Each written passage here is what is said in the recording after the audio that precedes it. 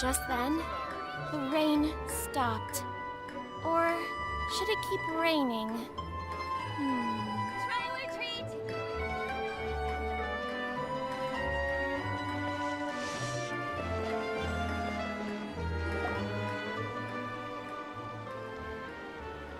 Seriously? But, Mr. Morris, I don't understand, sir. How can you only be telling me this now? I'm afraid that there's nothing really I can do. I'm really facing a crisis. My hands are tied.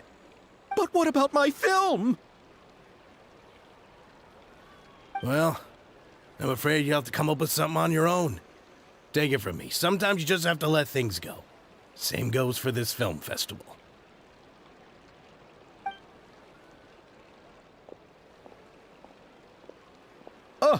Oh. Hey, isn't that Xavier? So he's back in Fontaine now! Xavier! Oh, why, if it isn't the dear Traveler and Paimon. I really didn't expect to bump into you here at this time. Well, I was doing just fine until I received some terrible news just now. The investor I was working with for my upcoming film has fallen upon some hard times and is no longer able to provide the promised amount of funds. Can't you just find a different investor? Unfortunately, that's not how it works. We had signed an agreement specific to the Fontanalia Film Festival, stipulating that I cannot work with any other investors until the festival is finished. The Fontanalia Film Festival? What's that? Oh, is this your first time participating in Fontaine's Fontanalia Film Festival? Then allow me to fill you in. The Fontanalia Festival was established to commemorate the legendary Loch Knights, who went on a quest to search for the Oceanids and eventually welcomed the Hydro Arconageria. The holiday is deeply connected to the founding of Fontaine, as well as its unique laws and trials. It's one of the most important festivals for this nation. But what's with that weird expression on your face? It's like you're trying really hard to remember something. I was just trying to recall the exact description from the books, in order to avoid any unnecessary arguments over semantics. I usually try to recite things straight from the source. Well, either way, Paimon thinks she gets it now. It's just like the Windbloom Festival in Mondstadt, and the Lantern Rite in Lille. Yes, those are festivals of a similar variety. Who doesn't like a good festival? And just like those of other nations, Fontaine will hold a plethora of events around this time each year. To commemorate the Loch Knights, people will imitate them by putting on special costumes, raising golden cups, and going door to door asking for pure water. But a few years ago, Lady Farina started to find the whole idea a little drab, and so decided to change the part about pure water to sweets. That really doesn't surprise Paimon at all. The whole thing seems more akin to a carnival now, and it's quite popular among the kids. Every year you can hear a bunch of them saying, "Trial or treat." Oh, that sounds pretty fun. But how does that connect back to the film festival you mentioned? Ah, yes, it appears I've strayed off topic. I just got too excited after seeing you. Let me get back to the point. The Fontanalia Film Festival is an event proposed by the Fontaine Film Association this year. Now that film technology has matured as a medium, it's the perfect time to introduce more people to the art form. During this time, people may submit films to be evaluated, and the entry with the highest score will be given the Farina Award by the association. The what award? The Farina Award. You know, after the Hydro Archon. They coined it while Lady Farina was still in power, but even though things have changed, no one has made any motion to update the name. Perhaps everyone still thinks of it as a pretty appropriate name. Even though she isn't the Hydro Archon any longer, Lady Farina is still Fontaine's superstar. Anyone with eyes can see the way she shines on the stage. Huh.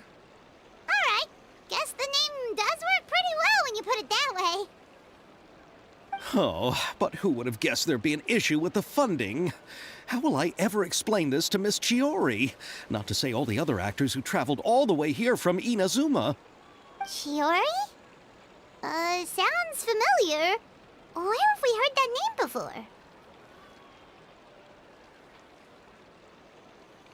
Yes, that's her. I asked her to oversee the event's art direction, including the design of the actors' costumes and appearances. Oh, Paimon remembers now! Navia said that her clothes were designed by Chiori, and Kirara's outfit too! How to describe her? Well, she tends to be pretty direct and can be very forceful when it comes to dealing with people. The fashion world in Fontaine has dubbed her the Thundering Seamstress. Her remarkable designs have led many Fontainians to become very interested in Inazuma. Anyway, Chiori is acquainted with all the actors I've invited from Inazuma.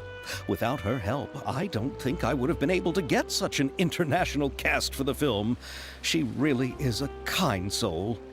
Who are the actors from Inazuma? Do we know them? Why don't the two of you accompany me to the Aquabus station to welcome them?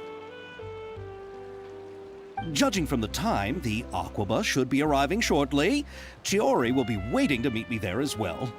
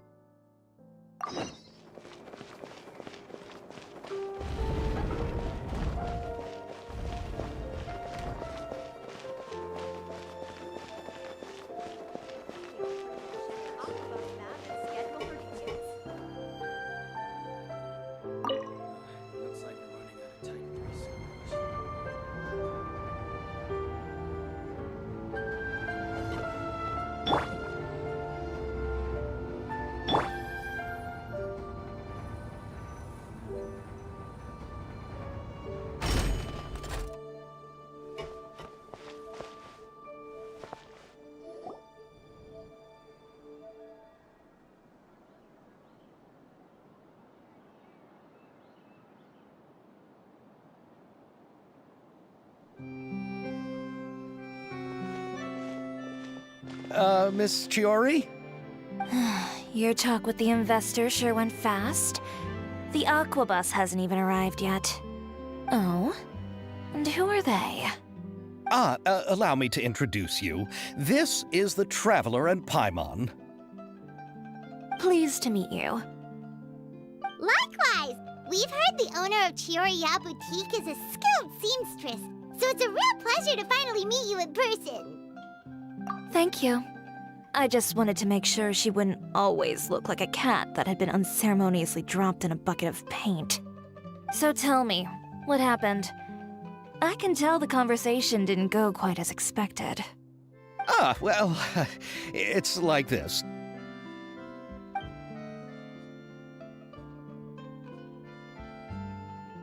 Ugh. I know, Chiori, you don't have to say it. You did remind me that this investor was a little bit sketchy. Yes, there's no doubt about that. But how could I pass it up? He offered me twice as much as the others. And therein lies the problem. Yes, but just put yourself in my shoes. After obtaining such an excellent script, it's only natural that I would want to make the most of the film. The budgets that the others had proposed were nowhere near enough. It's difficult to find someone willing to front such a large amount of mora, so... Don't be sad, Xavier. We might be able to help scrounge up some more together for you. Oh, thank you, Paimon. That means a lot to me. but the cost of the film is staggering. I'm afraid that any moral we can scrounge together in a short amount of time won't even be able to cover the actors' fees. We need to move on. What's happened has already happened, and there's no changing it. But now's not the time to give up. What? You're saying that you have a plan? No, that's not what I mean. I'm simply saying I wouldn't give up just yet. The actors I recommended aren't just after Mora after all.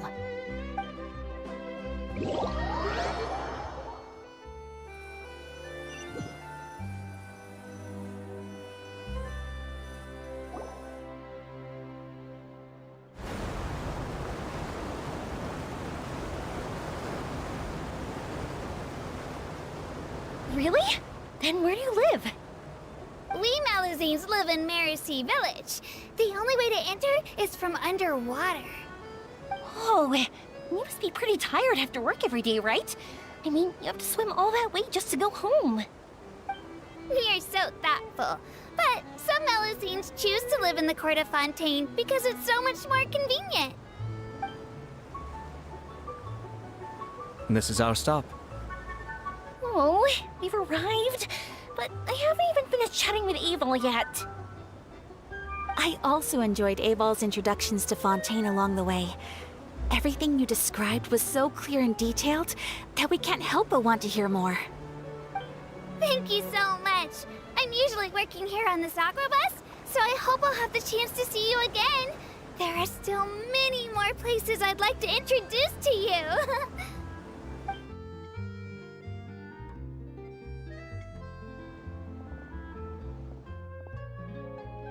Welcome to the Court of Fontaine. Chiori, you sure have changed a lot. This is the first time we've seen you since you left Inazuma. I haven't realized it's been so long. I was in such a rush when I left that I didn't even get to say goodbye. Thank you for extending the invitation, Mr. Xavier.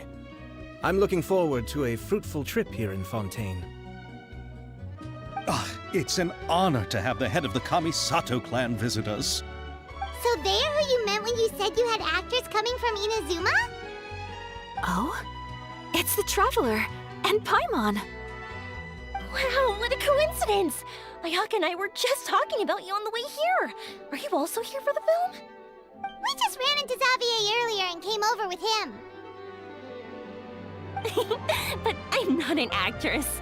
Sir Kamisato and Lady Ayaka are the real actors here. I'm just tagging along with Ayaka to have a good time together.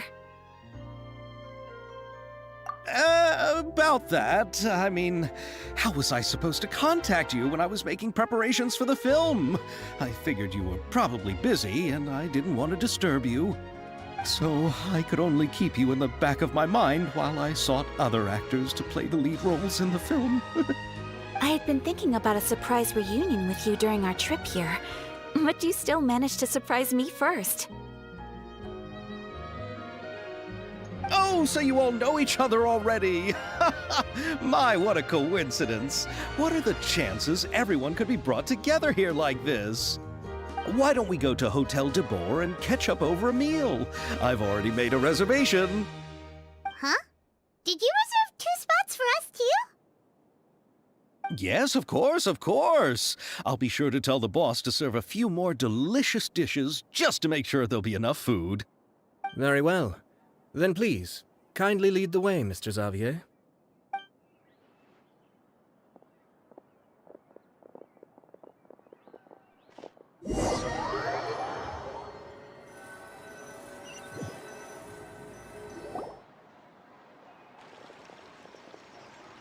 Wow, the buildings in Fontaine are so tall. Just look at how big they are. And there's the fountain that Aval mentioned earlier. It really is a magnificent sight. And look at that huge spinning sphere. Where does it get its power? Wait a sec! Could it be one of those clockwork mecha we've heard so much about?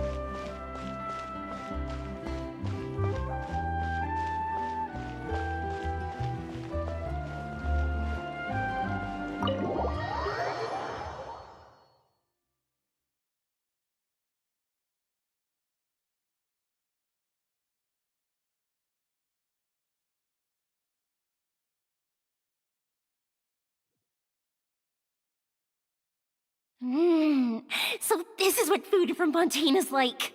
It sure is different from what we have in Inazuma. How should I describe it?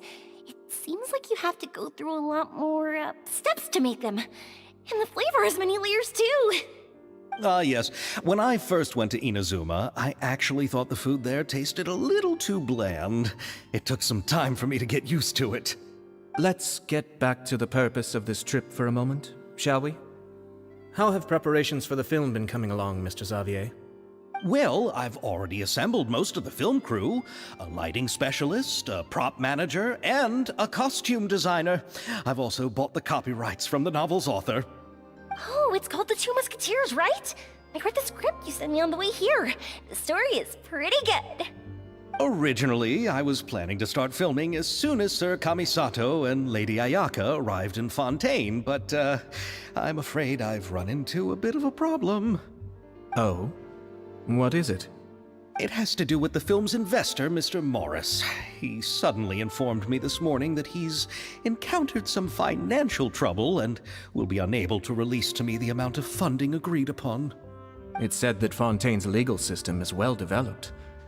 If he has violated the contract, then can't you simply take him to court over the matter? Well, I'm still more concerned about filming. Even if I were to take him to court, I'm afraid it would take months before the case could even be heard. Then, is there a way we could raise funds ourselves to solve the problem? I've considered that option too, but unfortunately, it's difficult to gather such a large amount of mora on such short notice. Besides, we have to consider the film festival's submission deadline. Mr. Xavier, if Ayaka and I were willing to perform for free, would that resolve the problem you are currently facing? What? No, out of the question. To have you come all this way just to act for free? Oh, no, that won't do. There's no need to worry, Mr. Xavier. My brother and I had actually intended to work for free after receiving your invitation. Inazuma has only recently reopened its borders, and needs to strengthen its relations and cultural ties with other nations. We didn't have many collaboration projects with Fontaine in the past, so we hoped this trip would serve as a good start for the future. Indeed. You could say that's the real reason why the Yashiro Commission agreed to come to Fontaine. I understand, but having you two act for free just doesn't seem right. Not at all. While we're officially here to conduct a cultural survey of sorts, we must express our sincerity if we want to establish formal cultural ties with your nation. This film will serve as proof of friendly cooperation and cultural exchange between Inazuma and Fontaine. It's my hope that the film can be finished and released as smoothly as possible. If you still don't feel comfortable with this arrangement, I would also be more than happy to be introduced to some other renowned individuals in Fontaine's literary and artistic circles. All right. I'll do as you say. Thank you so much. I'll make sure to cobble together enough mora now, even if it means selling my house, my camera, and every single family heirloom. Come on now, no need to go that far. I'll also help you out as a brand sponsor.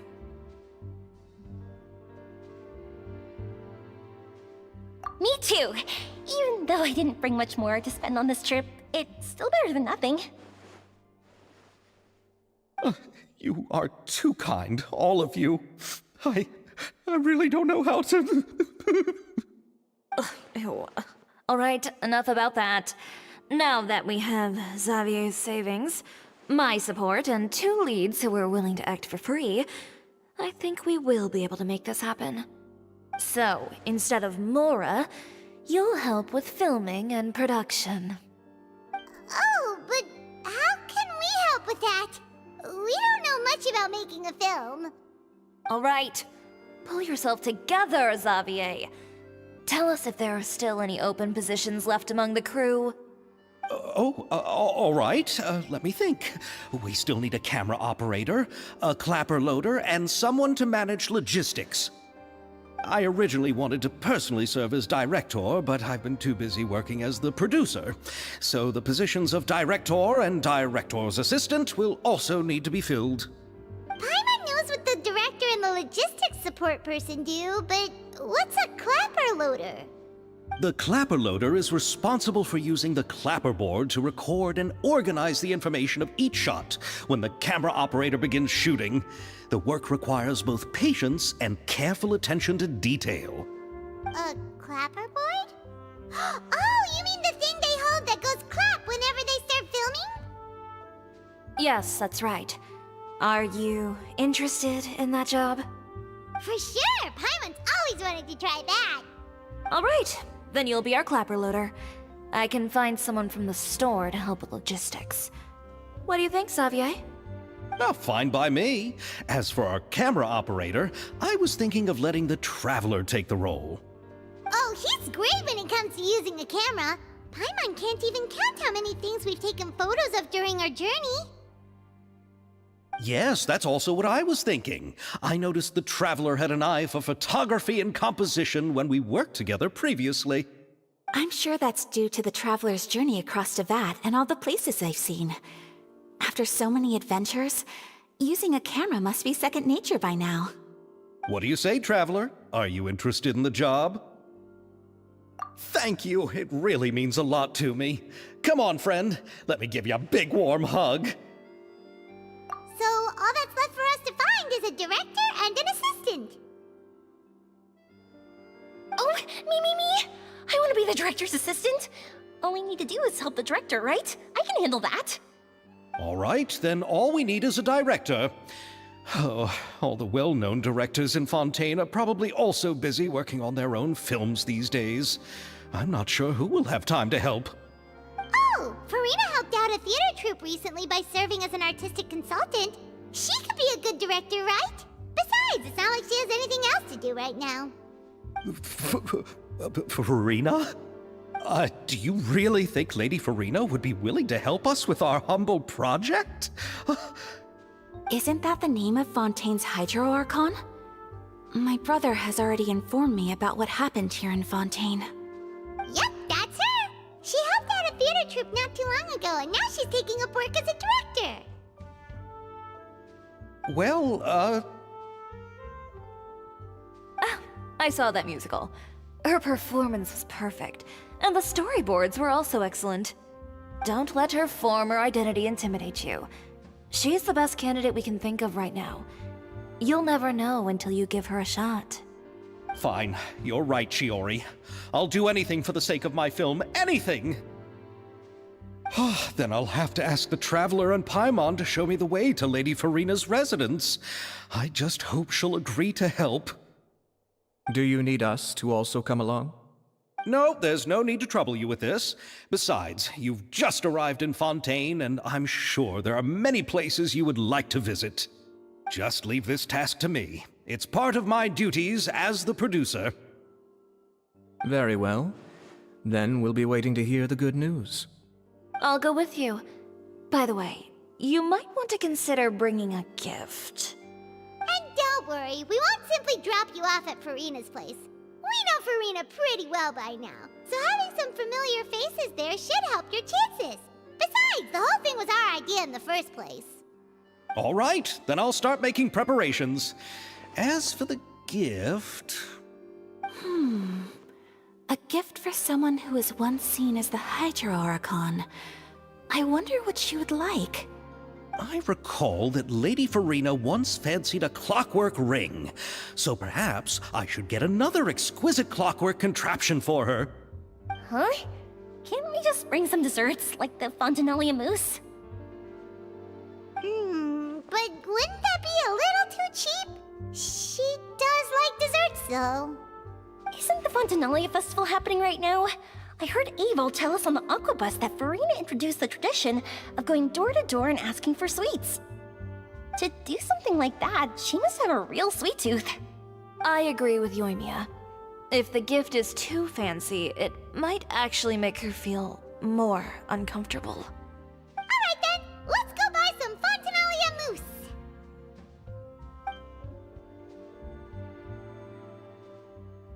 But will that really be enough? We'll be asking her to do a lot of work, you know. You're right. We need to further sweeten the deal. Huh? You want something even sweeter than Fontinalia mousse? Yes, we'll need a gift that's sweeter than any dessert in the world. But what could that be? Your words of praise.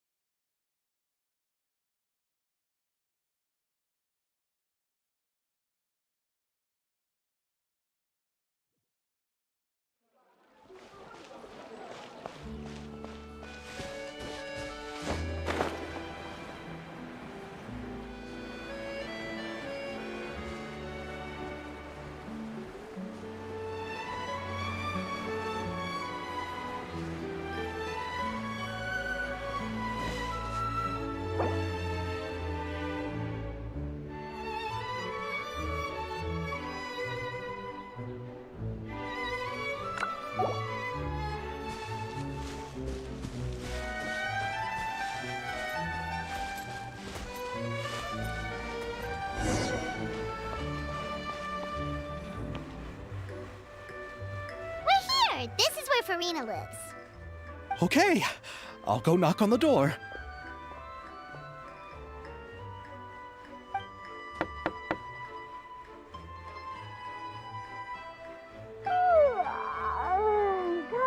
Coming. Ugh, seriously, who's knocking before afternoon tea?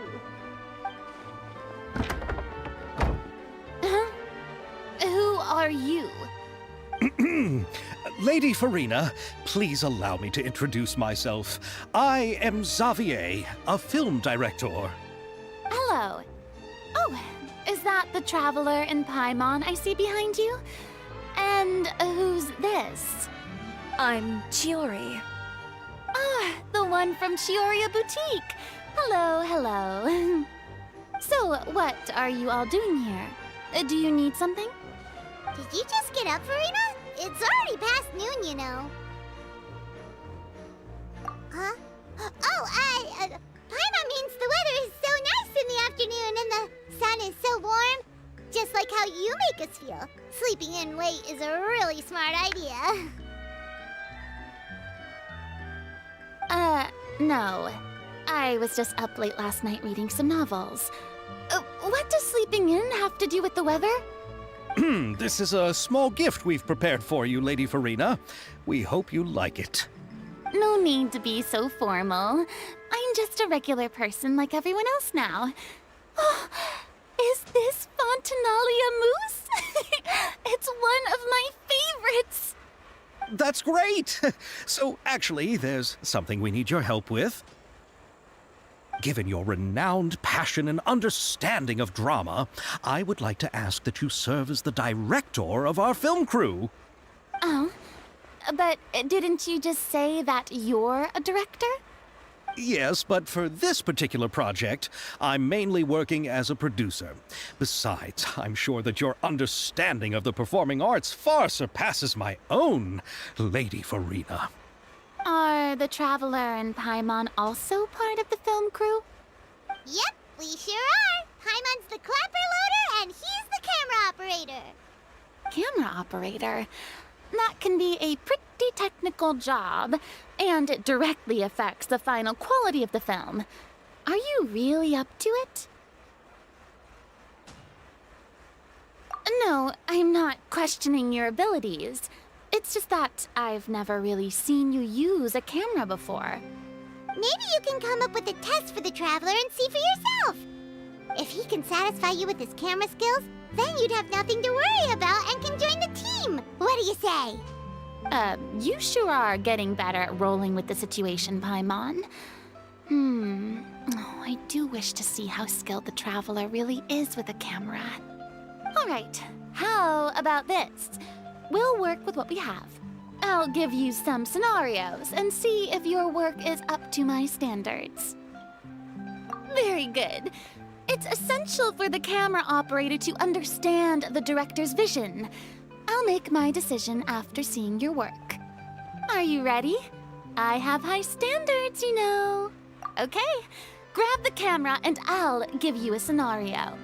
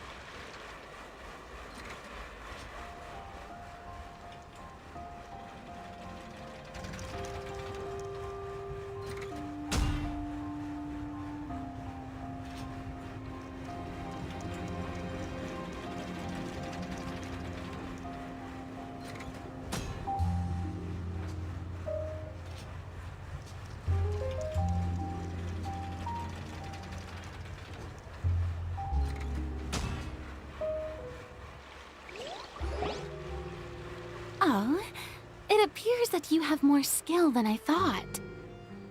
All the shots had a great composition, and I could really feel a connection to the characters and their lines. Yeah! Does that mean you agree to be our director, Farina? Did you think I would agree just like that? After our performance of The Little Oceanid, I've begun to make a name for myself again, you know. In fact, I've already had several troops approach me for the Fontanaia Film Festival. Unfortunately, the scripts were all pretty boring and didn't pique my interest. If others were to find out I agreed to work with you so easily, then, well... Hey, but didn't we have a deal? What else do we need to do to convince you, Farina? Well, what about the pay? Huh? You know, how much you're willing to pay me to be the director? The pay is also an important factor for me to consider, you know. Well, I can offer you this much? What? That's all? If Nёvileta were to hear of this, he could charge you with underpaying your labor. I'm sorry, but our crew is in a tight financial spot at the moment. I see. Well, even though it's highly unlikely now that I'll join your crew, there's still something I'd like to ask. Exactly what film are you planning to make? Oh, our script is an adaptation of The Two Musketeers. Huh? Wait, you mean the suspense thriller novel that was a #1 bestseller? Oh, so Farina's read it too. Of course I read it. I've always had a keen interest in artistic works that strike a chord with the populace. I see. It all makes sense now. You must have used most of the budget to pay for the copyright. Not really. The novel's author transferred the copyright to me practically for free once he heard that I wanted to make a film adaptation of the story. The lack of budget is due to another issue. He probably just wants to get his name out there. So, Mora isn't the most important thing to him right now. It reminds me of a delivery courier who wears one of my designs while traveling all across Teyvat. I didn't charge her much for the outfit either. The exposure she provides for my brand is well worth it. So, are you a big fan of this story, Farina? Well, it's alright. The pacing of the story is good, but the character relationships could use some work. When I was reading it before, I always felt like some things were left on a rather unsatisfactory note. I have high standards, you know. Ahem, Mr. Xavier, if, hypothetically speaking, I agree to be the director, how much freedom would I have in terms of script revisions and creative interpretation? Oh, as much freedom as you would need. I wouldn't dare doubt the tastes of Fontaine's greatest star. Good. Then I'm free to alter the script as I see fit. Absolutely no problem.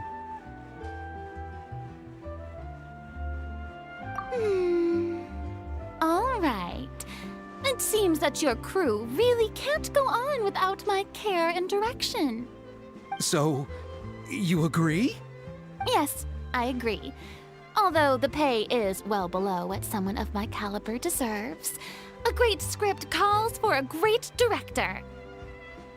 I mustn't let a perfectly good story be ruined due to lack of funds. If you have fine cheese and bread, you wouldn't just let it sit on the counter and get moldy just because you lack an oven, right? Oh, Hydro Archon above! I'm not dreaming, am I? Somebody pinch me. There's no more Hydro Archon, you know. And it's still a little early to celebrate. There's a lot that goes into shooting a film. Although the trickiest tasks of finalizing the script and casting the actors have already been taken care of, we'll still need to reserve filming locations. Not to say set up lighting and props. And by the way, since we'll be filming The Two Musketeers, we'll need to find an action choreographer. Ideally, a professional who has actual experience with muskets. Yes, I've thought about this as well. I was hoping that you might know someone who could handle the job. Me? If this was before, I could have simply asked Glorand. But it's already been some time since I last talked to her. Navia can also use firearms, but unfortunately, her style is quite different from that of the characters in the story. Could we ask the Special Security and Surveillance Patrol? Oh, you mean the Special Patrol's Musketeers? Yes, that's right. They work with muskets every day. I can't think of anyone more qualified than them. They would be under Nёvilet's jurisdiction. Unfortunately, I, don't have any connection with them at all. So, in the end, we still have to start by talking to Nёvilet. No need to go to all that trouble. I know their Captain Chevres. Oh, you do? Wait, Chiari, how do you know the captain of the Special Patrol's Musketeers? No particular reason. Running a business means dealing with some trouble from time to time, and she's helped me out on a few occasions. In return, I've helped her handle a few situations in which the Special Patrol couldn't get involved directly. So, we've gotten to know each other over time. So you're saying there's been times when the Special Patrol needed a fashion designer to handle a situation? Your work is becoming more and more mysterious. It'd be best to keep it that way. Anyway, enough about that. What do you all think about asking the captain to be our musket action choreographer? She sounds professional enough. She is a captain, after all. I have no objections. But I imagine the Special Security and Surveillance Patrol must be busy with their duties. Do you think she'd really have time to help with shooting a film? And then there's the issue of pay. Well, it just so happens that she's also not the kind of person that's just after Mora. As for whether she has time, I'll have to go and ask her first. Then I'll leave that to you. Macaroni's on sale today, so I've got to go. You can just tell me how things went when we discuss tomorrow's plan later. No problem. Having Farina join feels like a big boost to our team! Of course. Just wait until the day of our premiere. You'll witness the true power of my name in these lands. You'll be so glad I agreed to help. I can guarantee that even the standing tickets will be sold out. I'll be sure to ask some people I know to see if they'd be willing to act as extras. Seems like you're finally getting more comfortable with your own reputation now. I didn't ask for the Clapper Loader's commentary, Paimon. Then let's get going. I happen to know where Chevreuse is today. By the way, I'm curious. If my pay is so low, then what about our 2 lead actors? Didn't they travel here all the way from Inazuma? Actually, they told us that they see the trip as part of a cultural exchange, so they didn't ask for any pay. What? So is every person in Tevat who doesn't want money gathered here to shoot this film? Don't tell me Chiori isn't being paid either. I already knew Xavier from before, and he's also agreed to give my brand some good exposure. It seems the gods have really smiled upon you, Xavier. And that certainly doesn't include me, mind you.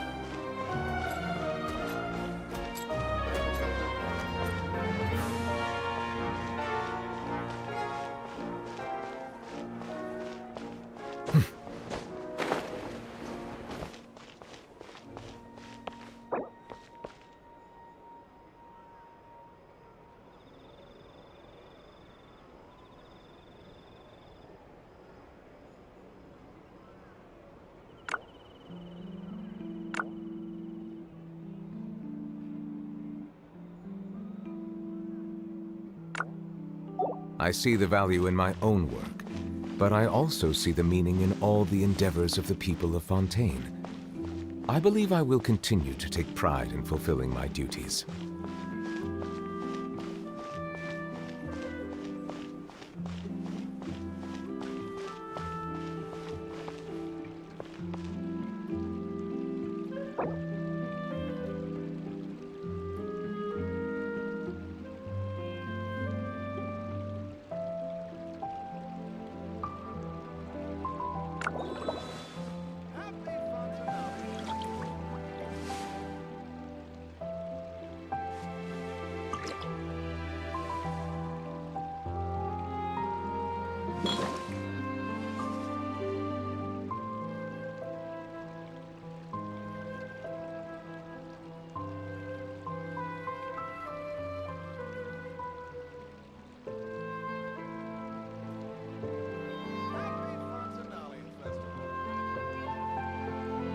Water comes in many flavors to the discerning palate.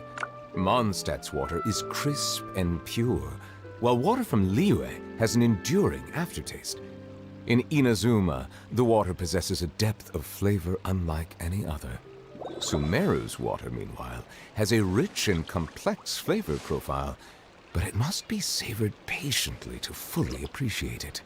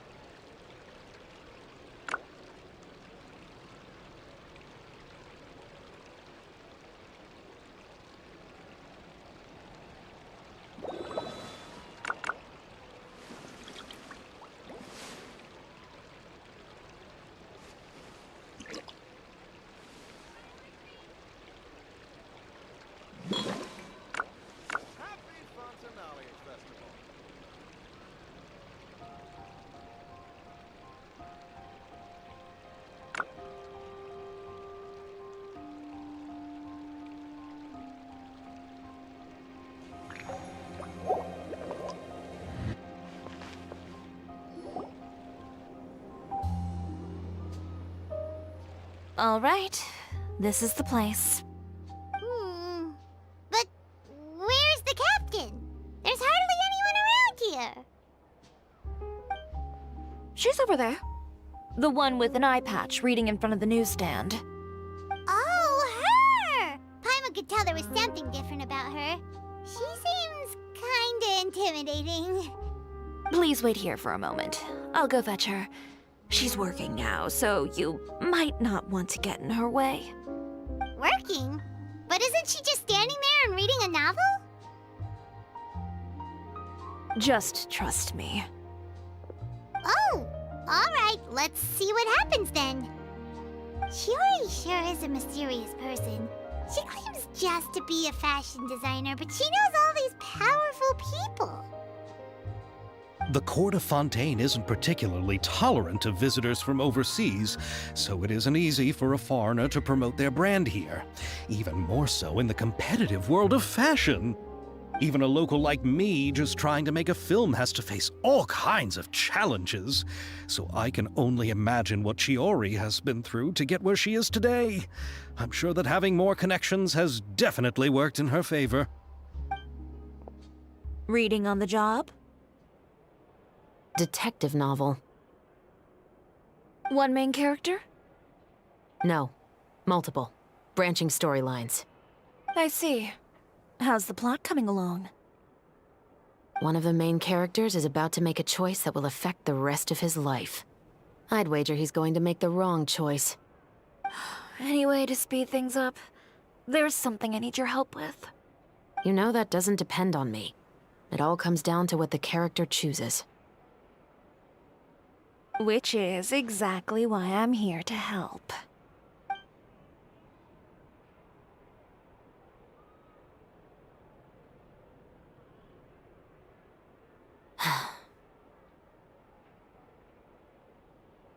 All right. It appears he made the wrong choice in the end. Halt! Huh? What's going on?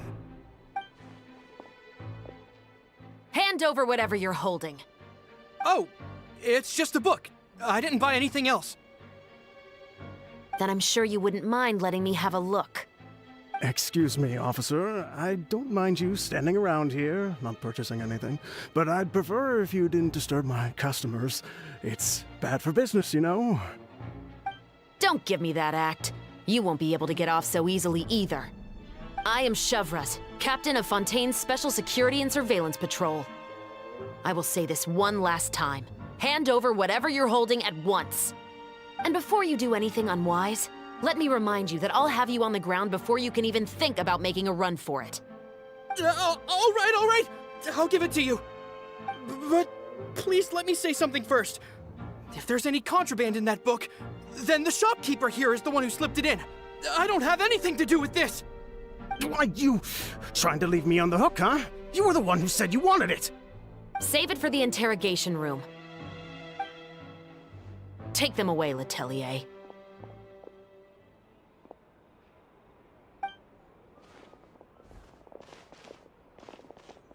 What's going on here? One second you're reading a book and the next you're escorting people away. And who are... Oh! Aren't you the traveler who's been all over the papers recently? Chiori, I'm assuming what you wanted to ask me about has to do with them, right? Maybe I can let you in on what's happening then. Now that Vacher has been brought to justice, no new shipments of synth will be made and distributed to sellers. The Fontaine guards have been busy collecting the remaining synths still circulating on the market. Thanks to a tip from our reliable source here, this should be the very last batch. Oh, so you were pretending to read a book in order to catch the bad guys. Oh, Paimon almost forgot to introduce ourselves. Paimon is Paimon, and this is the Traveler and Xavier. Hey, I'm Chevraz. You probably already heard me introduce myself, so I won't bother repeating it. Yeah, why didn't you make a move as soon as you had the chance? Were you worried that my intel wasn't accurate? No, I wanted to see if the shopkeeper would turn himself in first. All he had to do was come up to me and say that he didn't know where the synth had come from. If he did that, then I wouldn't have had to press charges on him. He had the whole day to turn the synth over to Chevreuse. But instead, the moment I came up and blocked Chevreus's line of sight, he took the opportunity to sell it off. Yep, he made the wrong choice, even though the right choice was right there in front of him. But you knew they wouldn't make the right choice. Yeah, I knew. I was just hoping I'd be wrong for once. Enough about that, though. What did you want to ask me about? Oh, you see, it's like this.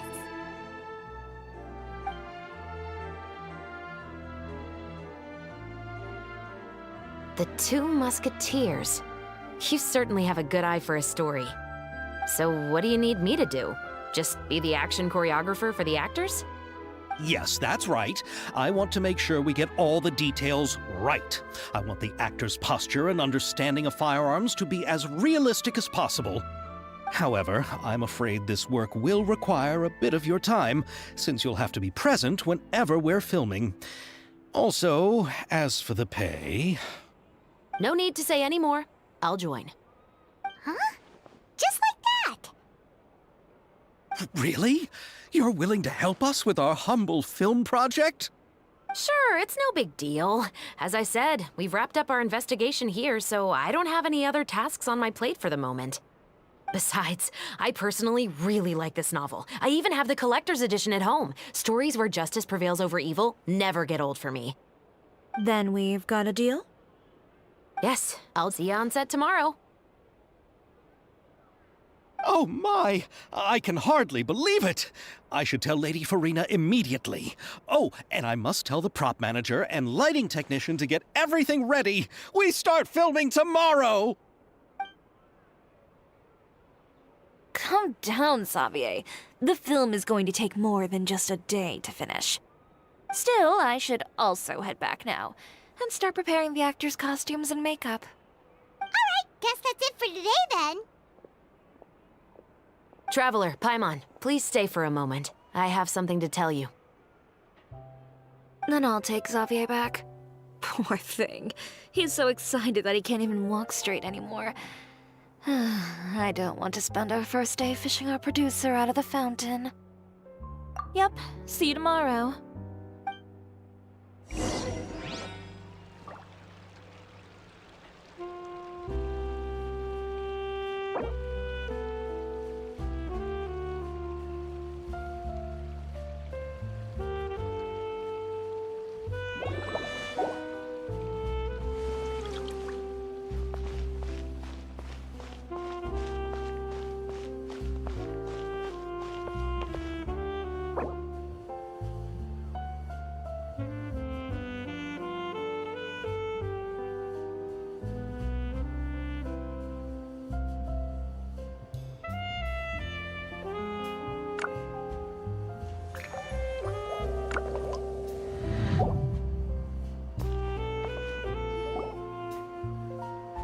So what did you want to tell us, Chevreuse? Have you read The Two Musketeers? The story is about a pair of children born into the household of a baron, and their struggle to survive together and take revenge for their mother. They were raised at the baron's estate, where their mother worked as a maid. The two were illegitimate children that the baron had with the maid, so they were never treated well by anyone. One day, upon returning home, they found their mother had been murdered and left dead on the floor. It was quite evident that the culprits were the other members of the baron's household, who never had any kind words to say to them. However, the baron was able to exert his influence and keep the whole thing under wraps. The mother's death was eventually deemed as a suicide, and there was no chance of bringing her murderers to justice. The two siblings decided to flee and someday avenge their mother. Many years later, members of the baron's family suddenly started turning up dead one after the other, all killed by gunshot. A rainbow rose was found on each of the victims' bodies, being the flower that the kid's mother liked best. The baron believed that the mother's soul had come to take vengeance on him, so he lived in fear each day.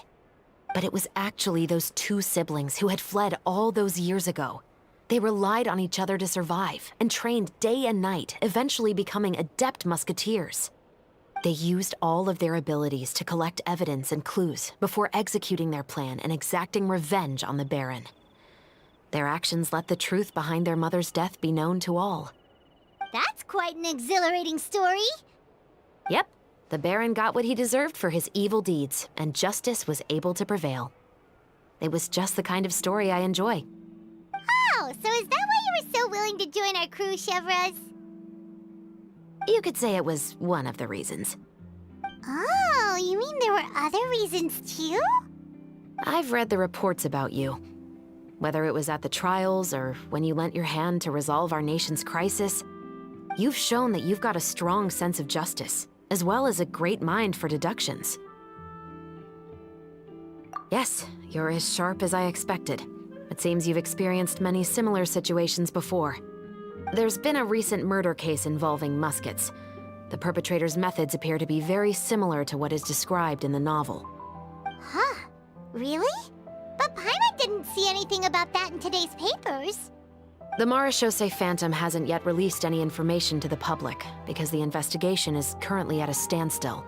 The murderer is extremely cautious. A murder involving firearms? But not that many people use those in Fontaine, right? Impossible. We perform a routine inspection of our firearms and ammo reserves every day. If one of the weapons had been fired, it would stick out like a sore thumb. Besides, I trust the members of my platoon. However... Well, that's all I can disclose about the case today. Huh? What do you mean? I hope you all can go back and get some shut-eye. You can decide tomorrow whether or not you'd like to join the investigation with me. I'm aware this might not be the ideal time to add more to your plate, but the more capable people we have, the better the chances that justice will prevail. Carrying out investigations isn't actually supposed to be our responsibility. Our job is to apprehend the perpetrators. Finding them is really up to the Marechaussee Phantom. You could say I'm taking part in the investigation out of personal interest. I don't want people to see muskets in a negative way, and also, I'm concerned about the similarity between the crimes and the story. You mean they might be connected somehow? I suspect so. Just to make myself clear, this is not an order, nor is it a deal of any kind. It's a request, nothing more. If you two have any interest in the case after we finish filming tomorrow and are willing to assist me, then I would be most grateful. What do you think, Traveler?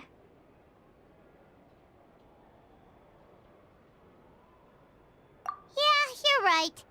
Paimon's getting a little tired, too. We've really been hustling all day. You'd better head back and get some rest. It's good to keep a calm mind, especially when you're about to make an important decision. Otherwise, when the moment comes, you might end up like that shopkeeper and not even realize that the right choice is right there in front of you.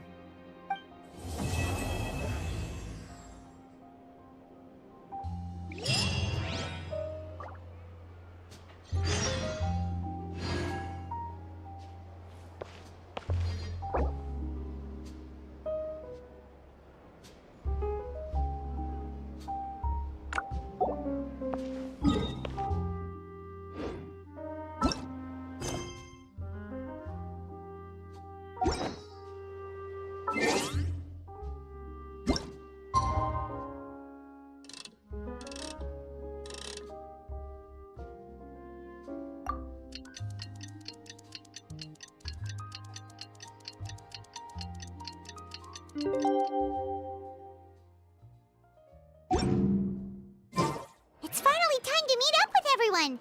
Paimon even dreamt of making the film last night. If Paimon remembers right, we're meeting at Hotel de Boer. Let's get going.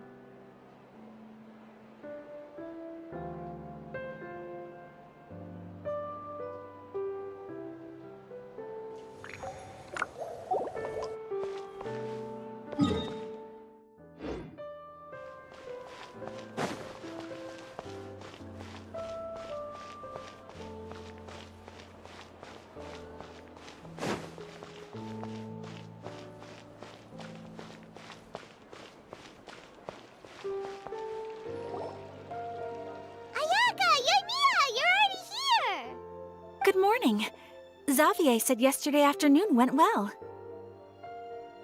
Yeah, and how about you, Ayaka? What were you up to yesterday? After we split up, Ayato went to see Udex Nёvileta at the Palais Mermonia. I was originally thinking of going with him, but he said he could manage it himself.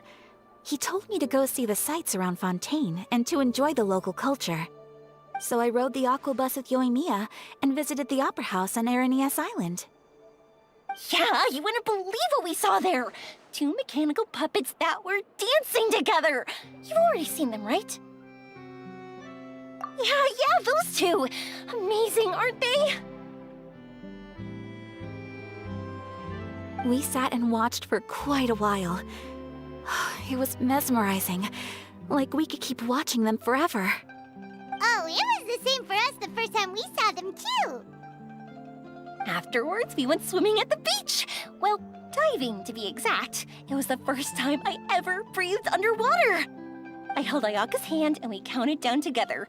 3, 2, 1, and then splash! We were beneath the waves.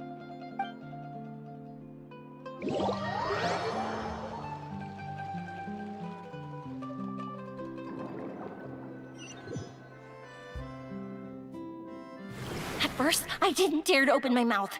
But once I couldn't hold my breath any longer, I decided to take a big breath in. Turns out the water wasn't as salty as I imagined. It didn't really taste like anything at all. Before I knew it, I was breathing like normal down there. It was an amazing feeling. Ayaka said I was too nervous and needed to loosen my grip. She got used to everything way faster than I did. I knew that the Traveler could do it, so I had no doubt we could do it too. That helped me feel at ease as soon as we dove in. The underwater world in Fontaine truly is beautiful. I love seeing the romaritime flowers blossoming underwater, like little candles lighting up the streets at night. Yeah, and there were so many creatures that we've never seen in Inazuma. Like those fish that shimmer like a sword blade. Whoosh! Oh, and those big fish that call when they see people. Ooh. Oh, you mean Hunter's Rays and Blubber Beasts. I just love the name Blubber Beast. Just wait till Pops and the others hear about this. They probably won't believe a word I say.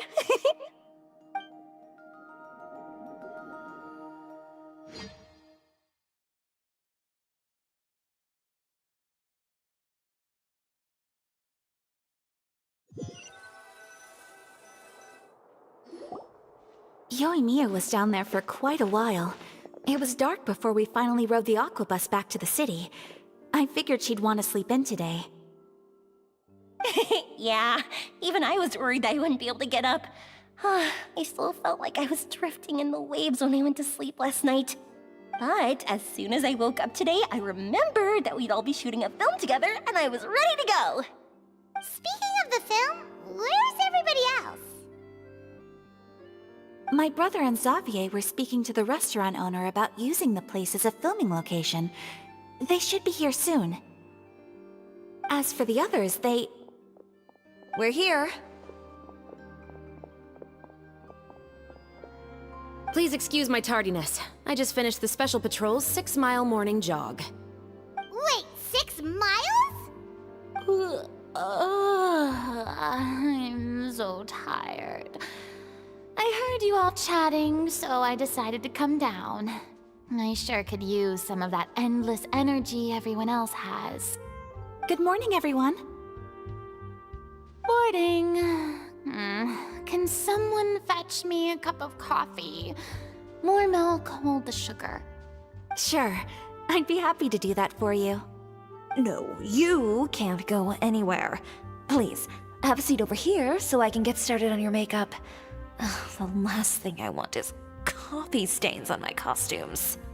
I can get the coffee. It's the perfect job for an assistant.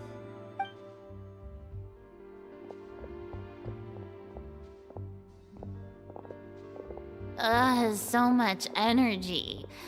Seriously, what's her secret? Oh, Yoimiya's always like that. But you sure look exhausted, Farina. It's because you're not used to waking up so early, huh? Of course not. I spent the whole night reading the novel from cover to cover. marking sections that either need to be omitted or adapted. Wow, Paimon didn't expect you to be so thorough. Well, I was the biggest star in all of Fontaine after all. It takes more than just a pretty face to earn a reputation like that. I know how to get serious when the situation calls for it. I went all out when I was acting as an Archon, so why wouldn't I do the same for my own life? Here's your coffee, Director Farina.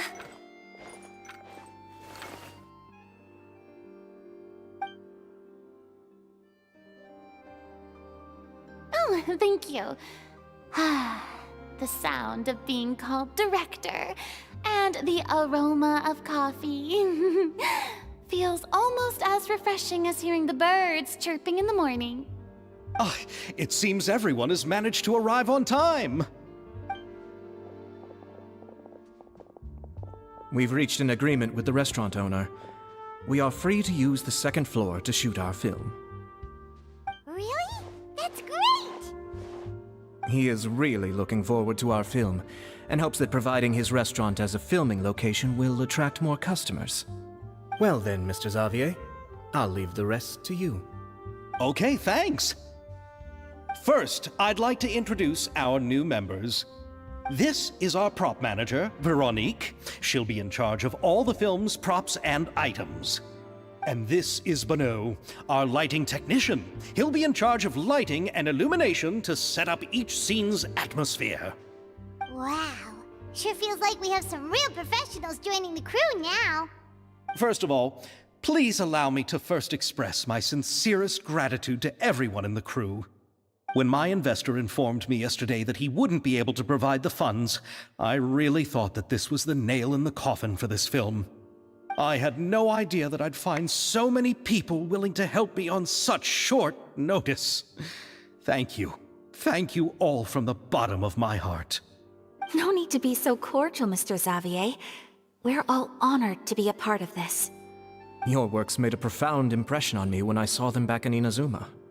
I am sure that someday, this film will be remembered as a prime example of cultural exchange between Fontaine and Inazuma.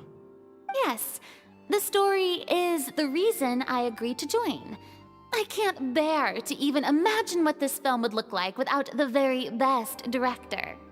Anyway, I would like to make a promise to everyone that as the producer of this film, I'll do whatever I can to ensure that everything goes as smoothly as possible. This is not just my film. It also embodies the thoughts and feelings of every person here, as well as the endless effort we are about to pour into it. So, without further ado, the Two Musketeers will officially begin filming now! You may take it from here, Director Farina. All right, listen up, everyone.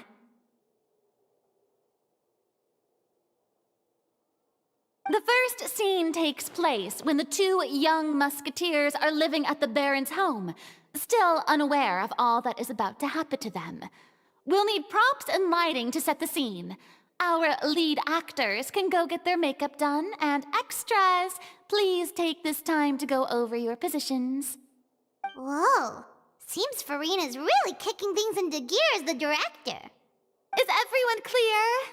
I don't want anyone traipsing around the set like umbrella finches. All right, cameras will start rolling as soon as the set is ready. Let's make a film that'll make some serious waves in Fontaine. Not the kind of waves that drown people. I mean, the good kind of waves. Seems like she's still a bit traumatized by that. Anyway, let's go see if there's anything we can do to help.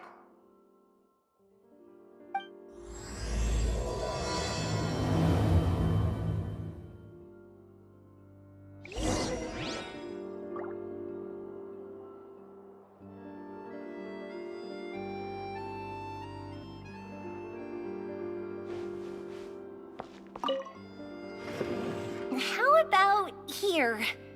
A little more to the left. You got it. Hey,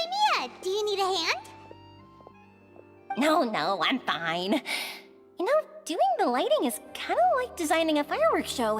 It's interesting to imagine what kind of atmosphere the lights will create.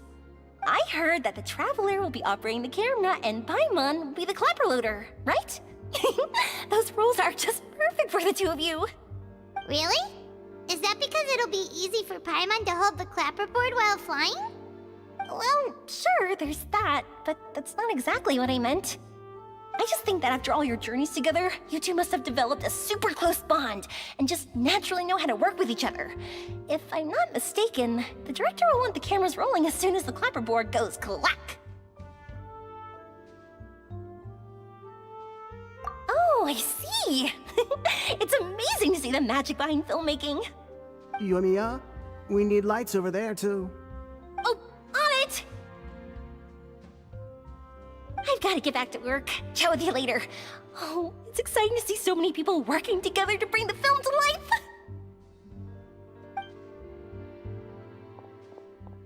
Seems like Yoimiya's really getting into it.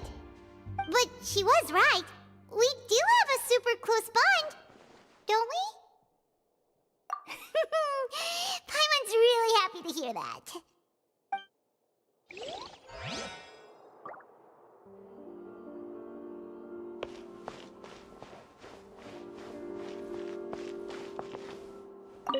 Ah, so this is what a musket looks like. Not exactly.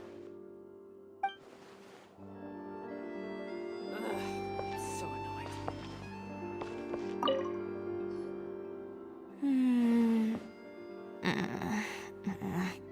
Ayaka has mentioned you to me before. She said that you two were great friends when you were kids. No talking. I'm thinking about how to do your eyeshadow. Ah, yes. To help me really look the part. To achieve a more young and naive look for this scene. Are you saying the wrinkles around my eyes are too deep? You just have too much of a calculating look in your eyes. You sure don't mince your words. It seems you really haven't changed much. Quiet.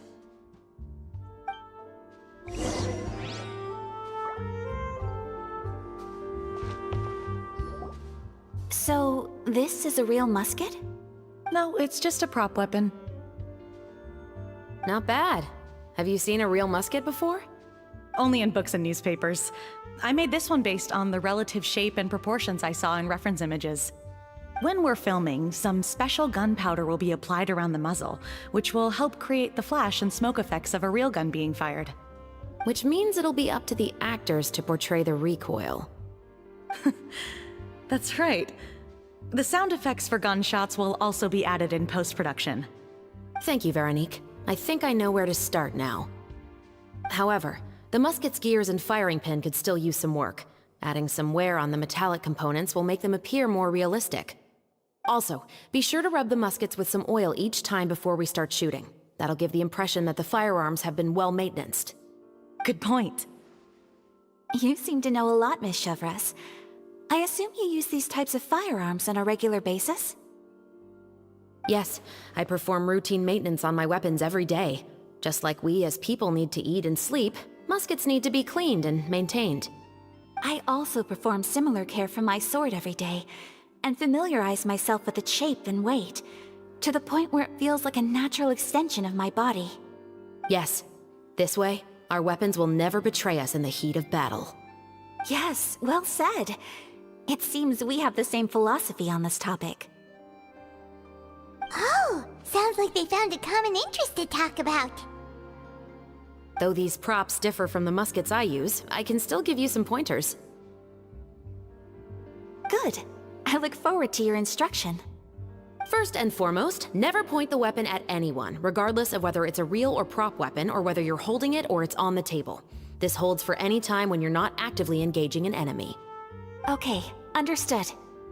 When aiming the musket, extend your arm so that it's level with your shoulder, and use your eye to look down the weapon's sights. Like this? Not bad. Now, try saying your lines. This is the end of the road for you. Good. Now turn your body a little. That way, you'll give your enemy less of a target to work with. And relax your shoulders. Here, allow me to demonstrate. This is the end of the road for you. Huh. Excuse me, Miss Chiori. Director Farina, there's something I wish to discuss with you. Oh? What is it? Like this? Yes, much better. What do you think? I do see your point.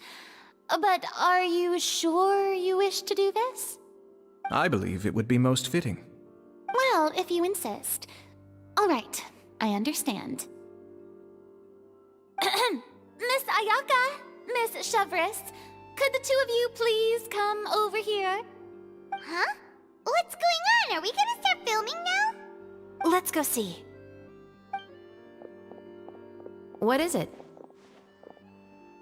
I have a question for you, Miss Chevres. Would you be willing to play the role of a musketeer? What? To clarify, I would like to turn over my role to Miss Chevres. But brother... Don't worry, Ayaka. I actually view this as a good thing. I was becoming troubled trying to set aside some time to speak to the staff at the Palais Mermonia. I would like to have some conversations about the cultural exchange between our two countries, and I've heard that the bureaucratic process here can get rather complicated. Now, I will be able to focus on my work. Besides, you also know that I'm not really one for public performances. Are you really sure? From a director's point of view, I also felt like the relationship between the two musketeers in the original story could be improved. The older brother in the story plays the lead role with his overbearing character, but this causes his character to overshadow that of his sister, and the theme of the two supporting and relying on each other isn't conveyed very well. But if we were to change the siblings to two sisters of a similar age, then that aspect of the story might come through more clearly. Also, I've seen you instructing Ayaka. That cold and dignified personality is exactly what we need for the older musketeer. Of course, even with all these insights, the decision should still be made by Miss Chevres. Chevres mentioned that she really likes the story, right? Paimon bets that she'll take the role.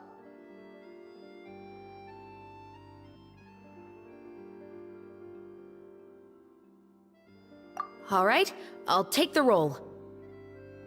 Good. It's decided then. I'll get started on making edits to the script. We'll also need to make some immediate adjustments to the lighting, props, and costumes. I have a feeling that our adaptation will be even better than the original story. You're doing a great favor for me, Miss Chevres. You have my gratitude. Don't mention it. I like this character, so if anything, I should be the one thanking you. Well, since my brother is the one who brought up the idea, I suppose there's no need to worry. Let's go, Miss Chevres. I look forward to working with you. Please, just call me Chevres.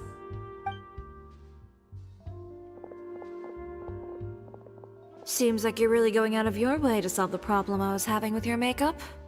Surely you jest, Chiori. I assure you that I was mostly motivated by a desire to spend more time on formal business. Oh, come on. You really think I'd buy that? According to what I've heard from Ayaka, her brother is someone who can juggle 10 different matters at the same time. I'm sure you have other reasons for backing out. Perhaps. Ayaka always said she wanted to go out and see more of the world, just like the Traveler. But I feel that she needs not only to see other nations, but also to make some different kinds of friends. I think it would be harder for her to make new connections with me constantly by her side. I would like to give her some space. All right, go on. Spoil her some more. Ayato! It's too bad you're stepping down from the role. Paimon really wanted to see you act as a musketeer.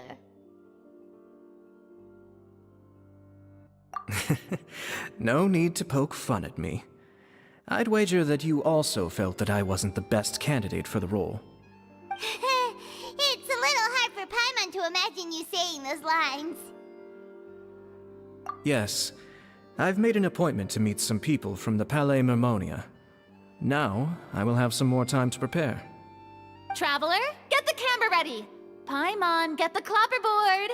Actors, to your positions. We're about to start shooting the first scene. Go on now. And please take good care of Ayaka. Yep, don't worry. Thank you. I look forward to seeing the film when it's finished. All right. Now that we're all here, let me help set the scene for everyone.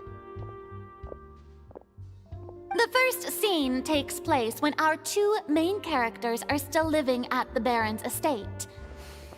They've been ostracized and verbally abused by others in the household, but they still have no idea why. We want to capture how naive and innocent they are despite their pain. Chevres will be playing the role of the older sister, Tulip, and Ayaka will be the younger sister, Iris.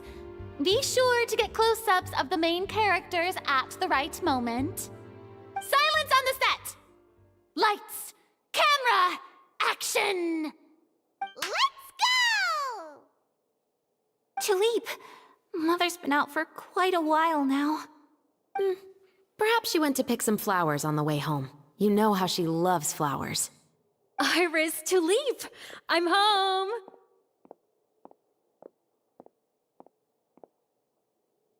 Mother!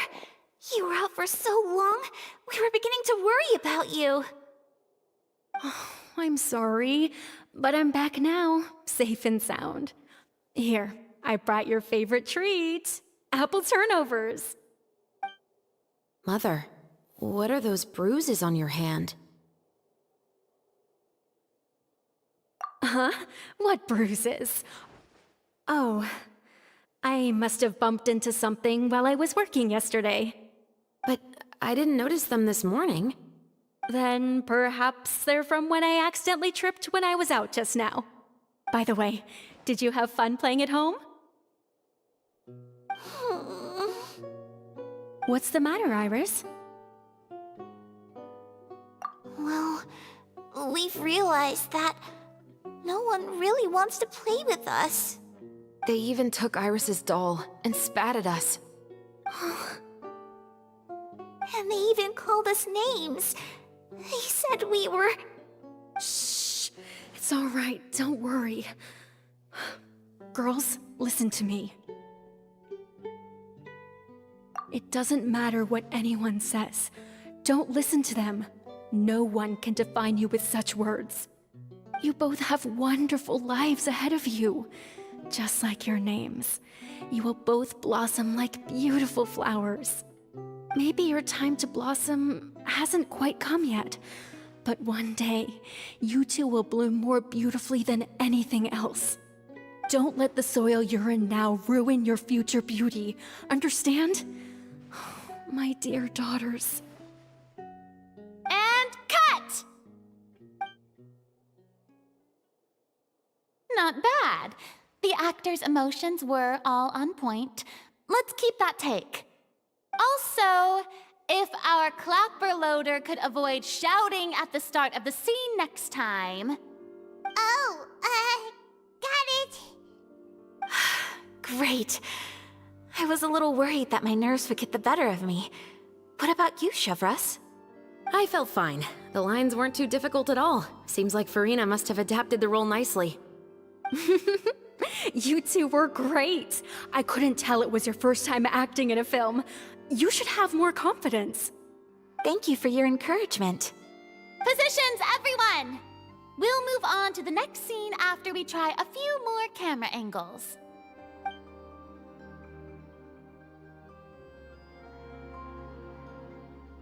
This scene is when our two characters return home, only to discover their mother has been murdered. Ready? Lights! Camera! Action! Mother, we're back. Mother?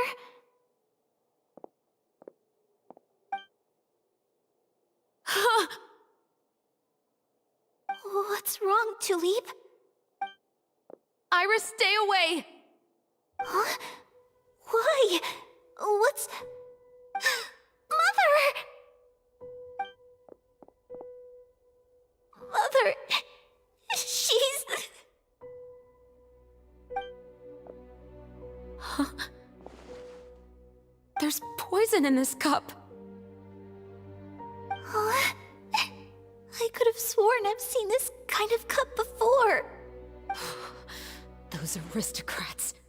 They didn't even try to cover up their actions.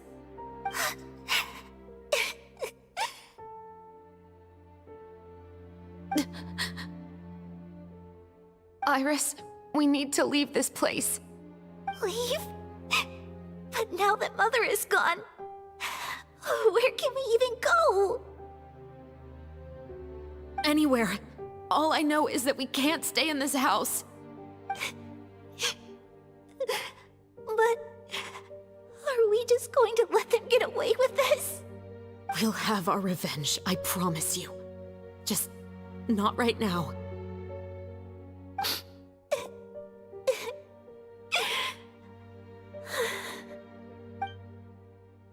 Come on, let's go.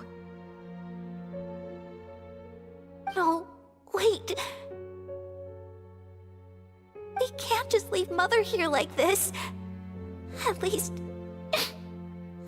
let me leave this rose with her. That's why we went out in the first place.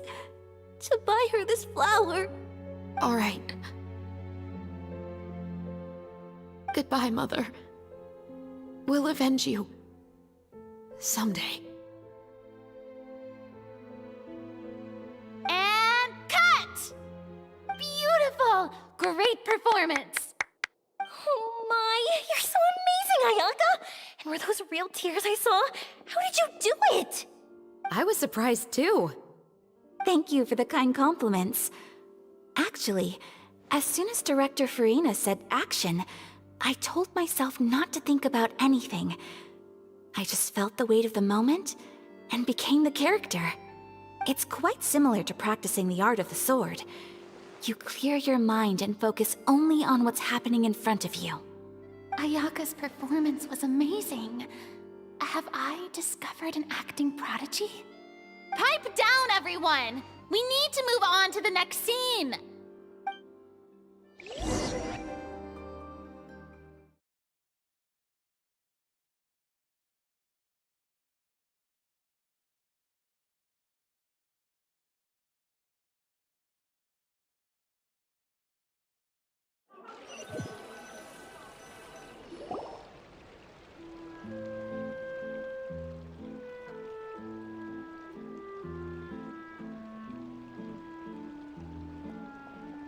Huh? Are we done already? But Paimon wants to keep playing with the clapperboard. How do you feel, Traveler? Is your arm sore from holding the camera all day? Good work, you two. You too, Shivers. You were quite the actress today. I've read this novel many times before. I have a good grasp of my character's mindset. Anyway, do you remember my request from yesterday? Oh, right! We were having so much fun that Paimon nearly forgot! You have a case where the murders seem really similar to the cases in the novel, right? So, how are they similar exactly? In the story, the main characters grow up to become two musketeers, always using their guns to carry out their revenge. And on each of the victims, they place a rainbow rose as a signal that they've returned. Yes, that's correct. We found rainbow roses just like in the novel. Seems like you're connecting the dots now. Oh, that does sound pretty concerning. Especially after seeing the script today. Ooh, now Paimon can't stop wondering what kind of ulterior motive the murderer might have. What do you think, Traveler? You're smart. Paimon wants to hear your thoughts. Good. On behalf of Fontaine's Special Security and Surveillance Patrol, thank you for your dedication to justice. There's no time to lose. We should start investigating right away. Follow me. Huh? Right now?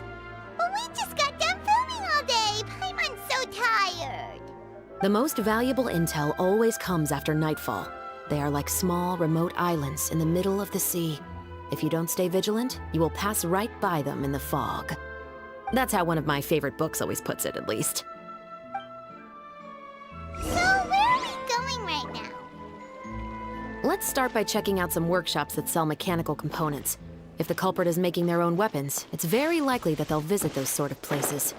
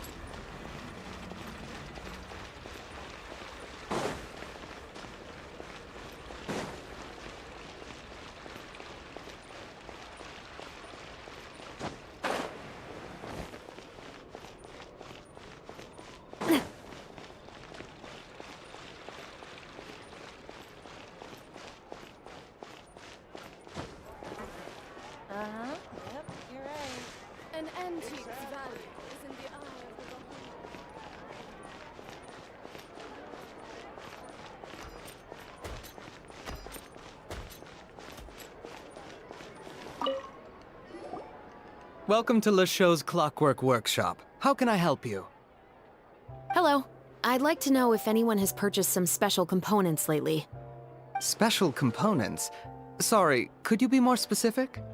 I mean the kind of components that aren't typically used for clockwork toys, but for firearms. Huh? For firearms?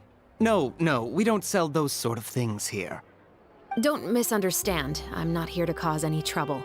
We are merely investigating a case, and we're hoping that you could cooperate.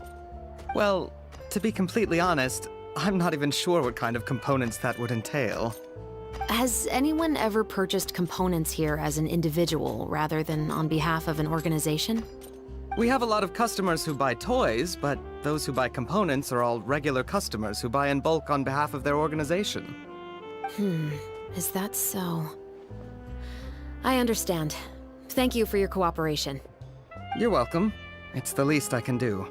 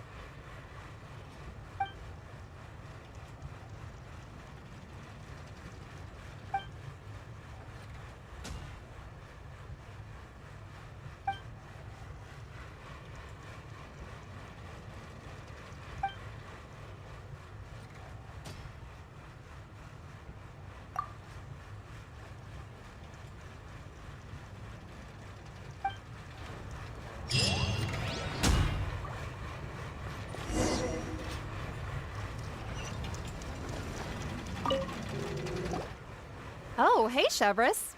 Run out of oil for your musket again? Hello, Estelle. I want to know if anyone has come to your shop recently to order some firearm components. Oh, is this another case? Let me think. I don't think so. Some people have requested that I make some prop guns for the Fontanalia Film Festival, but I refused all of those requests. Oh? Why's that? Because there's no profit! I only make things here that can do some real heavy lifting. I don't have the energy to make some new molds just for the festival. Then has anybody come specifically looking for mechanical components? Well, I usually sell off my scrap to the Fleuve Cendre. I don't typically give them to one specific person. I understand. Thanks for your cooperation. Don't mention it. Always happy to have the Musketeers' patronage. Seems like we haven't found any leads to go off yet. Yeah, unfortunately. All right, let's head to Fleuve Cendre next. Huh? Are you sure? People might not be so thrilled to see the captain of the special patrol there. You think so, huh? Then I guess you don't know. Huh? Know what? That I grew up in Fleuve Cendre.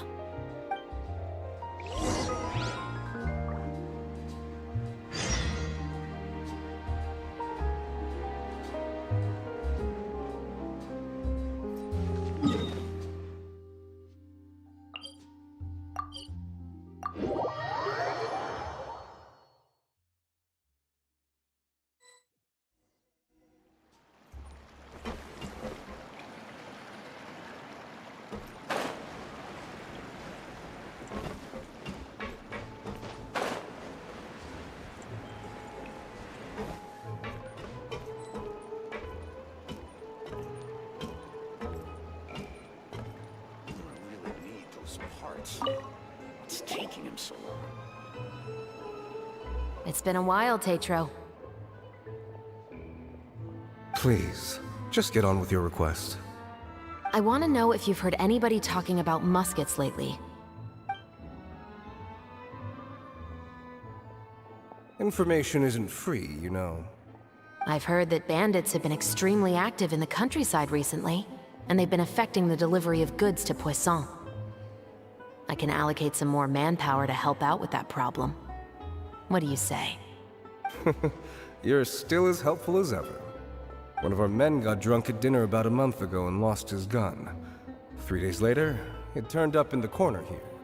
What's weird about that? He just forgot where he put it, right? This is Fleuve Cendre, my friend. Anything of value left in the tavern won't ever make it to the next day. But that gun turned out to be an exception. It didn't get any new wear and tear on it, and didn't even appear to have been fired. We were quite mystified as to what could have happened. I suspect it came back because the weapon was already known to the guards. You mean, a criminal was afraid the Marechaussee Phantom would use the shot marks to track them down? Maybe. But if that's the case, the culprit really took great care to avoid getting caught. I didn't say anything about a criminal. In Fleuve Cendre, knowing who was killed is as easy as knowing what clothes you're wearing today. It's the guy living in the east side, isn't it?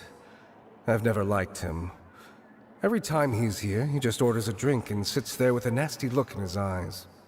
So, who was the one who lost the gun in the first place? Don't bother.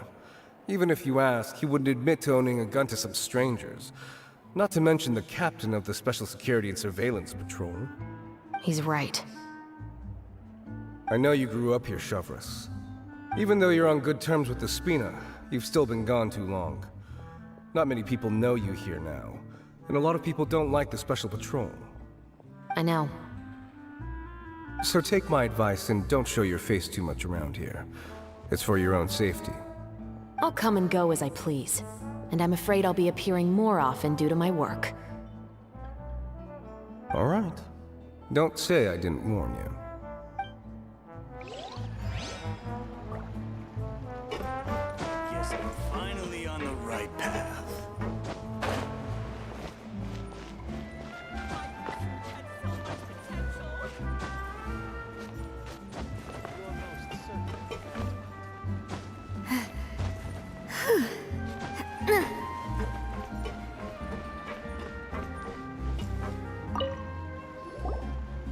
Hello, I'd like to ask some questions. I don't know anything. Don't worry, I'm not here to arrest anybody. You say that now. It's the truth. Here, take this as my guarantee. Wait, did Paimon just see what she thinks she saw? Is the captain of the special patrol bribing a citizen?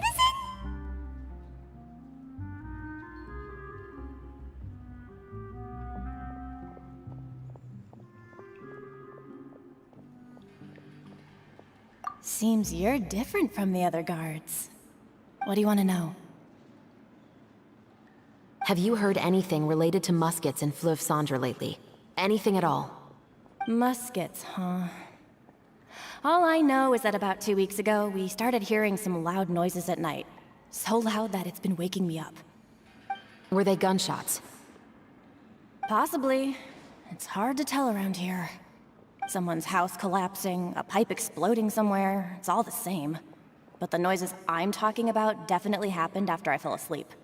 Do you know where the noises were coming from? I don't remember clearly. Is it that you don't remember, or that you need to think about it some more? You tell me. Then please, think about it some more. She's giving her even more Mora! The noises came from the end of the Southern Waterway. I came out and had a look for myself when I wasn't sleeping well, but I didn't dare get too close. That's all I know. All right, I'll take your word for it. Thanks for the pâte de fruits.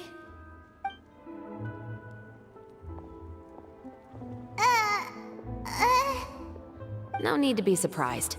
I grew up here, remember? I know how to get people around here to talk. Seems you catch on pretty quick. Now then, let's keep going.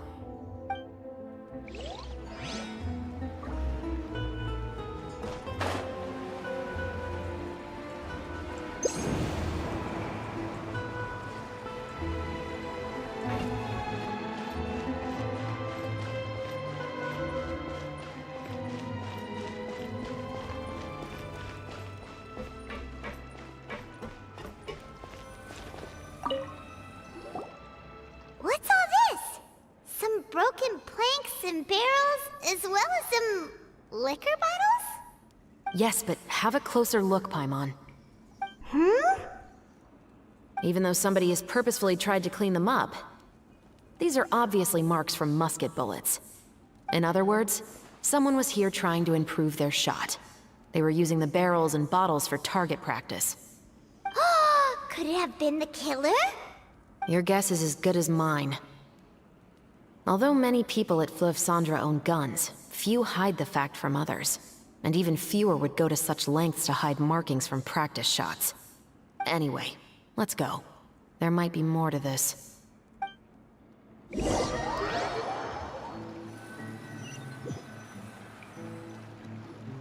Seems like that's all we'll be able to uncover for today. Paimon feels like we managed to learn a lot more here than up on the surface. Yes. Assuming that everything we found is indeed connected to our suspect, then their timeline was probably something like this. A month ago, our suspect found a gun and took it home to disassemble it. Once he'd figured out its mechanics, he brought it back. In the following weeks, he used some parts to create his own makeshift musket, and took it to the Fleuve Cendre for target practice. Then, a few days ago, he found his target and carried out the murder. Once the deed was done, he left a rainbow rose on the body, just like the scene in the novel. That all makes sense to Paimon, but we're still no closer to figuring out the killer's identity. The deceased was a resident of Fleuve Cendre. It's said that he was a poor, solitary man. Yeah, that's also something I'm trying to figure out. If we are indeed following the novel, and there's a story behind the murder, then this murder should be an act of vengeance. But according to our investigation, the deceased didn't have any enemies. He was no saint, but no one's heard of a rival who hated him enough to shoot him dead, much less care to leave a rose on his body. What message is the killer trying to convey, and to whom exactly? We've thoroughly investigated that possibility. He claims to have spent the whole day at the Opera House on the day of the murder, and the staff there have confirmed his account. Okay, so he has an alibi. Not only that, he lacks a credible motive as well. He has a family of his own, and both of his parents are still alive. I've looked into his records. He was adopted at the age of 6, and all the proper procedures were followed. There are also records of him at an orphanage before then. In the story, the mother of the 2 musketeers was murdered after the children turned 10. Of course, he could have changed the children's ages, but I don't want to assume anything without evidence. More importantly, I've also had a chat with him in person. He didn't seem like the kind of person who would pull the trigger to kill a man. Then, what should we do now? We have all this new information, but it doesn't help us move forward. Investigations take time. I didn't expect us to catch the culprit in just a single day. How about this? Let's spend the next few days filming with the crew. We can continue the investigation once we're done with the film. I'm sure that given time, new leads will present themselves. Wait, but weren't you saying Intel is like small, remote islands in the middle of the sea just a moment ago? Wouldn't you just miss them if you were to stop looking? Ah, but the book had more than one reference to the islands, Paimon. Oh? What else did it say then? As long as you spend enough time sailing through the fog, you'll eventually come across an island.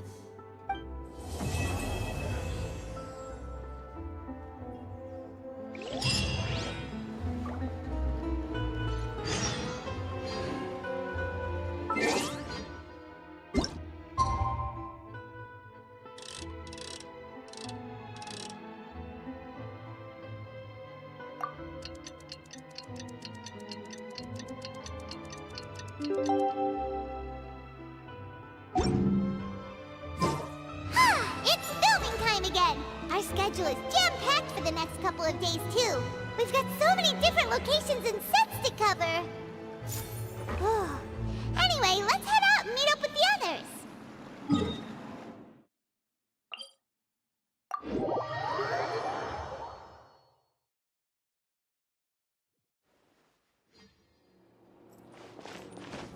Just then, rain stopped.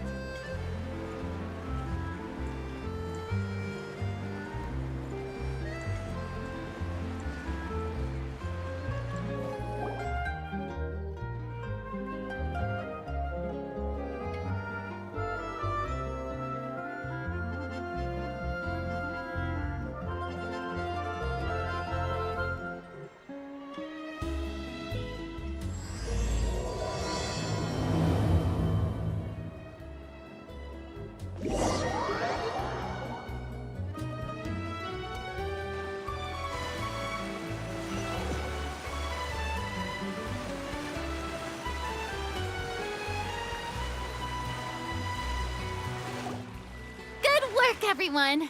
We're looking to wrap with our 2 main ladies today. I can already smell our success.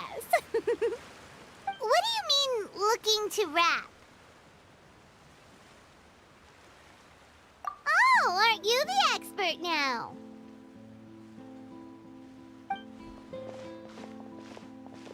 This upcoming scene is the 2 musketeers' final confrontation with the Baron. There will be quite a bit of action, but no choreography beyond what we've already rehearsed. Anyway, get ready. Lights, camera, action! The view is beautiful tonight. It reminds me of that fateful night 10 years ago. And now that I've said it, I can even make out the faint fragrance of herbal tea in the air. Enough, villain! It's time that you pay for the death of our mother! My dear Iris, have you forgotten your manners? How can you speak like this to your own father? I'd sooner swallow all of my teeth than call you father. What did I expect? Seems the daughters have turned out to be just as obstinate as their foolish mother.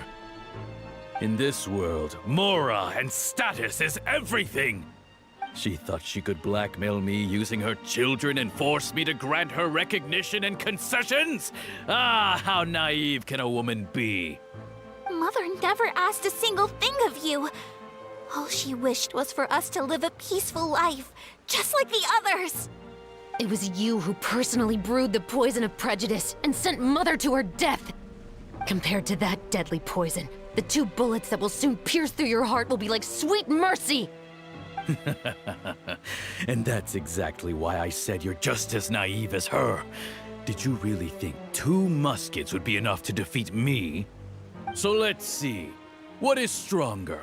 Mora and power, or the 2 muskets in your hands? Get them! Tulip! There are too many of them! It'll be okay. We'll cover each other, Iris. And Mother will be watching over us, too.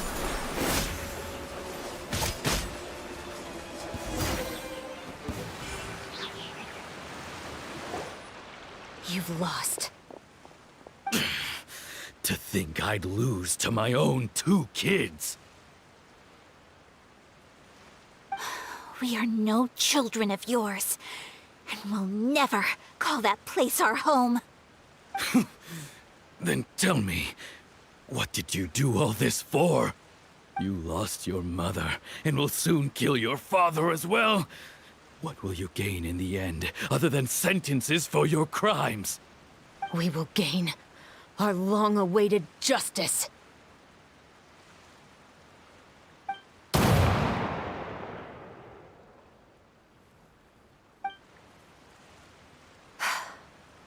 It's over. Finally, it's over.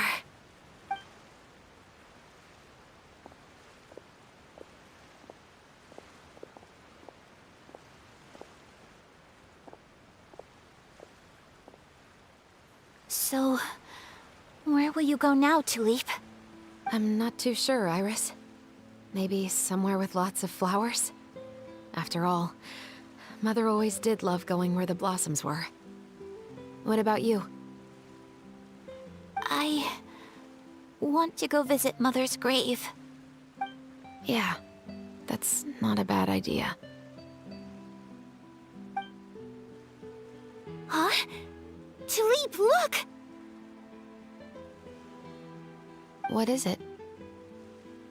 It's Mother's favorite. The rainbow rose. Look, it's blooming again.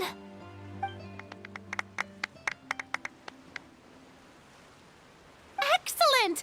That was beyond mesmerizing. Even I didn't expect the scene to go so well. And we got it in a single take. All right, everyone. We've got a wrap for Tulip and Iris. Congratulations, Ayaka and Chevres! Thank you. I didn't expect our parts to wrap so quickly. I wish I could savor the experience for just a bit longer. Paimon totally understands. Paimon's not ready to say goodbye to the clapperboard either. Filming has really been a lot of fun. You were great too, Chevres. The way you said, long-awaited justice. It gave Paimon chills. That is indeed my favorite line in the whole book. I still remember trying to act it out in my room the first few times I read it. Whoa, Paimon would have never guessed you're that type.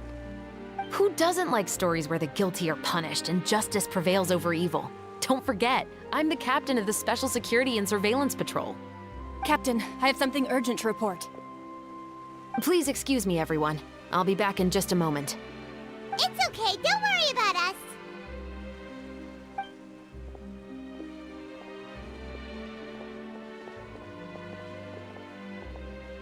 Oh? Was she whisked away by work already? I was just about to tell her how great she did. It seemed like some urgent official business. Then perhaps we should thank the stars that we were able to wrap both of your parts so quickly today. Switching around the filming schedule would have been a real pain. Anyway, I actually came over to let everyone know that we're all done for today. You can go home and get some rest. And one last thing, Miss Ayaka. Your acting skills today were immaculate as always. Are you sure you won't consider taking up full-time acting? See, I just happen to know this great troupe that's still looking for a lead actress. Thank you for your kind words, Director Farina. Unfortunately, there are still many matters that I have to take care of back home at the Yashiro Commission. I cannot remain in Fontaine to pursue an acting career. Nevertheless, I will make sure to treasure this incredible opportunity in my heart. Oh, that's a shame. But I understand. Just let me know if you ever change your mind. I believe it's also about time for me to take my leave. But hopefully I'll see you on set over the next few days. Even though my part's wrapped, I'd still like to swing by and help out the crew. See you tomorrow, Traveler and Paimon. Yep, see you tomorrow! Well, what should we do next? Maybe we'll go investigate the case some more with Chevres today. Traveler, Paimon, please come with me. Huh? Where are we going? You could say that our ship has finally chanced upon one of those small, remote islands of intel.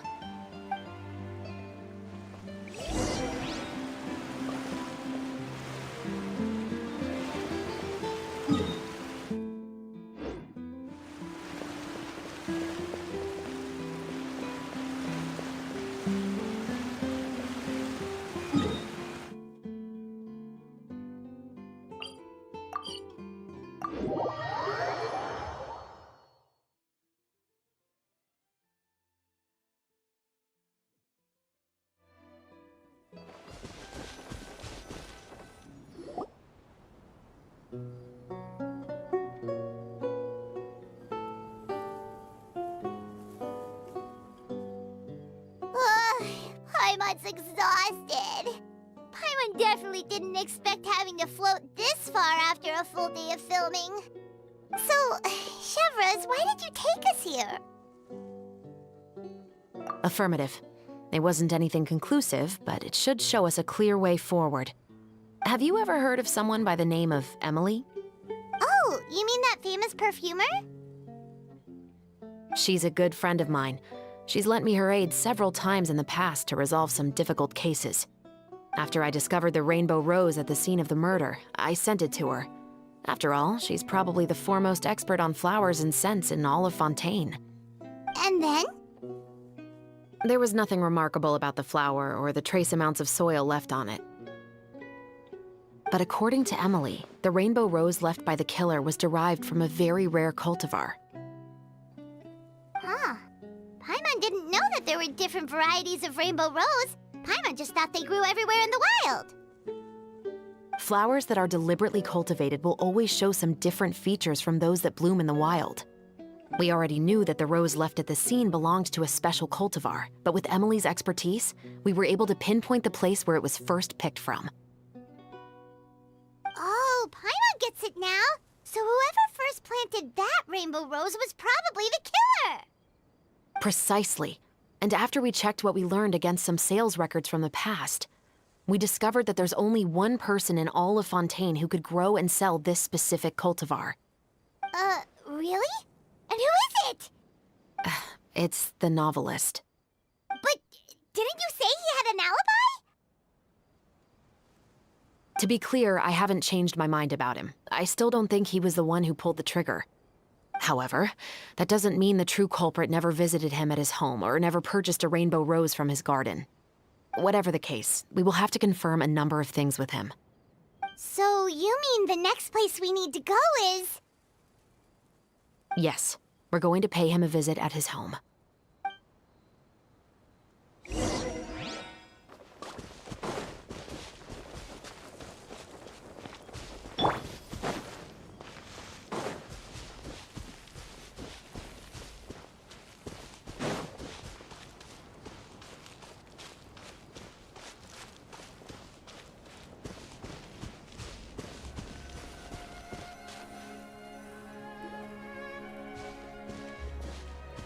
That should be his house.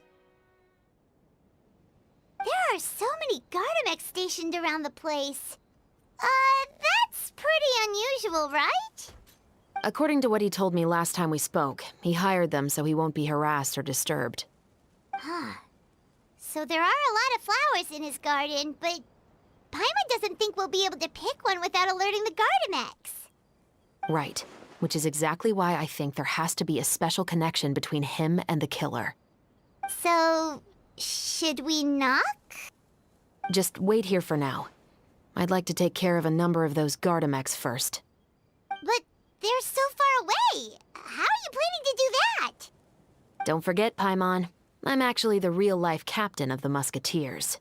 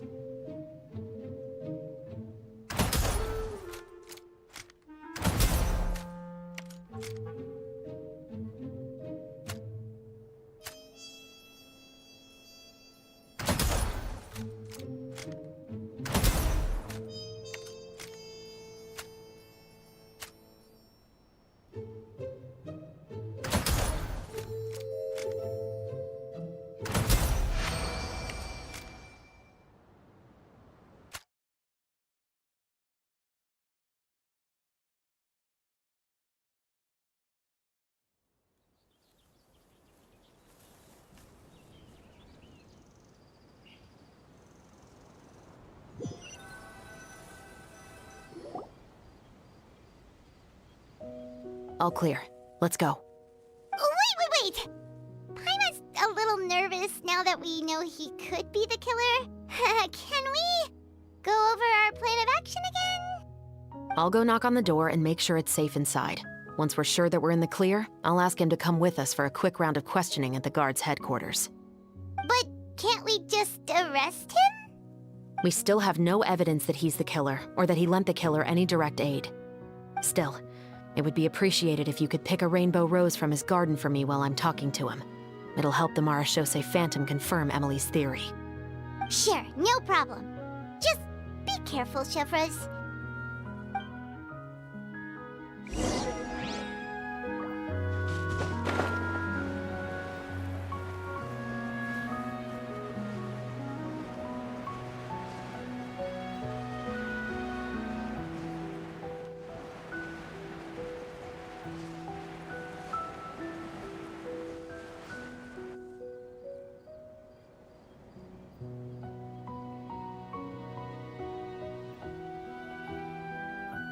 Excuse me, Mr. Baptiste, are you home? Who could it be at this hour? Oh, it's you, Officer Chevroz. Would you mind accompanying me to the guard's headquarters, Mr. Baptiste? We would like to ask you some questions about a case. Oh, is it still regarding the murder case from before? I cannot confirm or deny that at this time. So it is then. Listen, I need you to come with me, Mr. Baptiste. Miss Chevroz, I'll save you the trouble.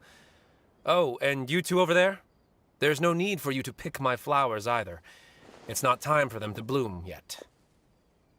Oh! Okay.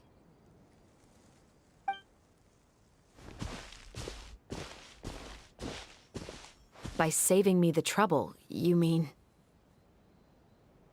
I will confess. I was the killer. Huh?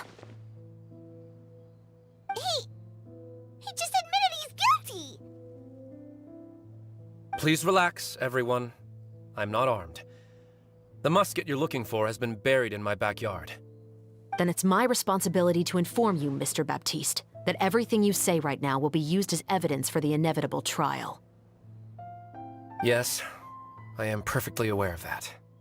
I must say, I hate this feeling. Oh?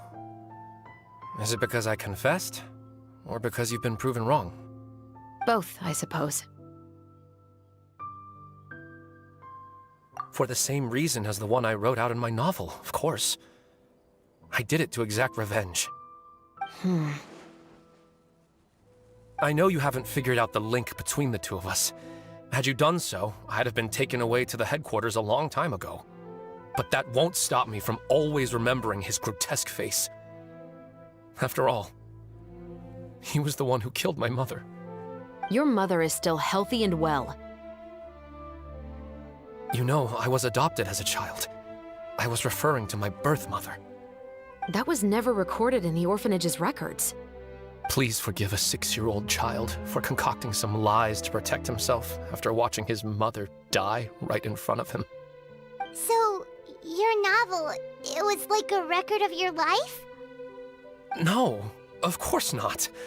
It was a work of fiction with many embellished parts.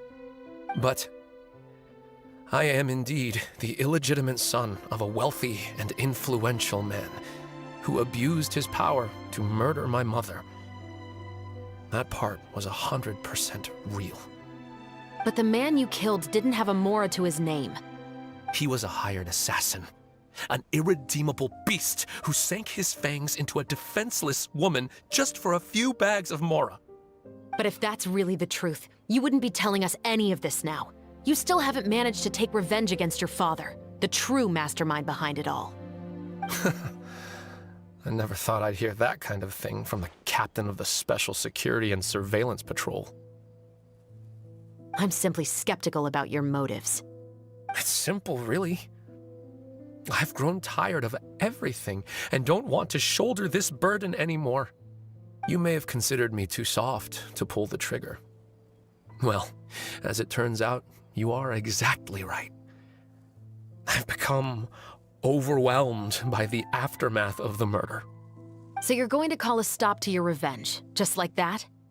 The true mastermind is too rich and too powerful for me. I've accepted that I will never be able to avenge my mother alone. And so what? The characters in your book never gave up. Now, Officer Shavras, I'm the one who has killed a man, aren't I? Are you trying to convince me to commit another crime? What's your father's name? How do you plan to prove the veracity of all of your claims? Well, I'd like to speak with you privately. Sure. Why don't we speak privately at the guard's headquarters? No, it has to be here. I must ensure that we won't be overheard. Fine. Let's talk here. When I said won't be overheard, I meant by anyone. I would like to speak with you and you alone.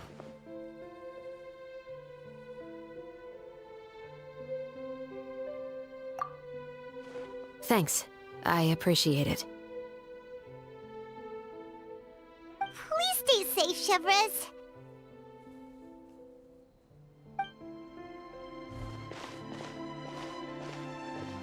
All right. Let's hear it. Will you really believe what I'm about to say? Well, that depends on what you're going to tell me. Fair enough. Fair enough. Then listen closely.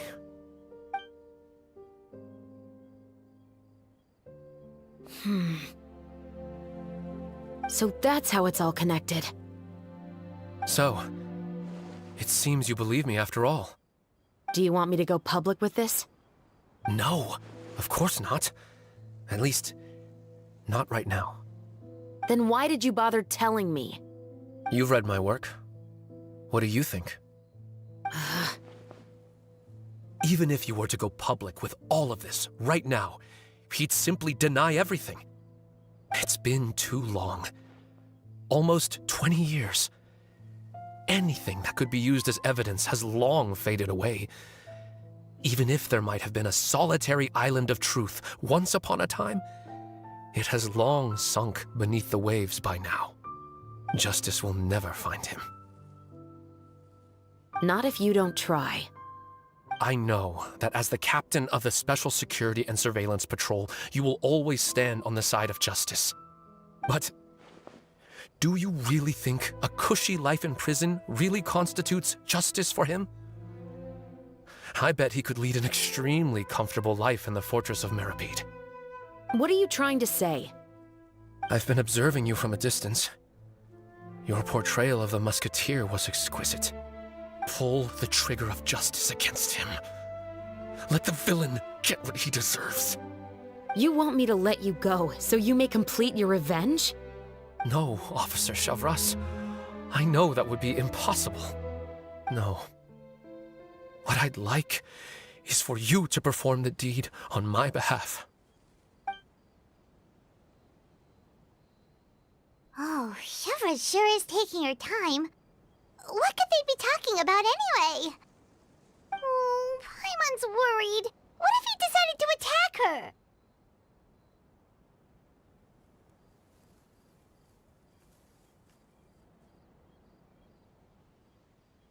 Oh, you do have a point. Still, do you have any idea who the rich person might be? And why the novelist doesn't want us to hear what he's saying to Chevres? Sorry to keep you waiting, you two. Hey, how did your talk go?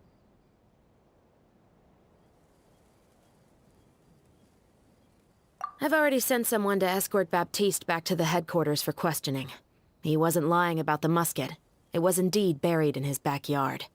But what about the name? Did he tell you the name of the rich guy? Yes, he did. But for now, I have to return to the Special Patrol. There are still a few loose ends I need to tie up. I'll probably be quite busy over the next few days, so apologies if you don't see me on set. All right, Paimon understands if you can't tell us everything you know. We'll just keep an eye on the Steambird then. Actually, there's still something else I need your help with.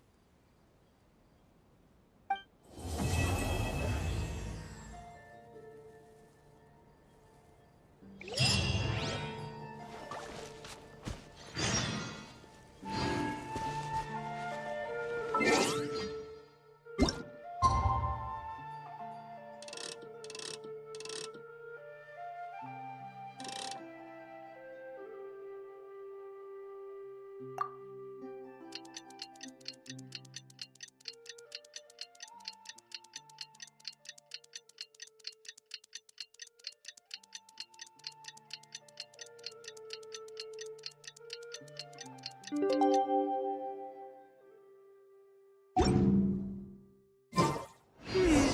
haven't seen Chevra since that night at Baptiste's place. Well, guess there's no point in worrying about it now. Let's go join up with the others.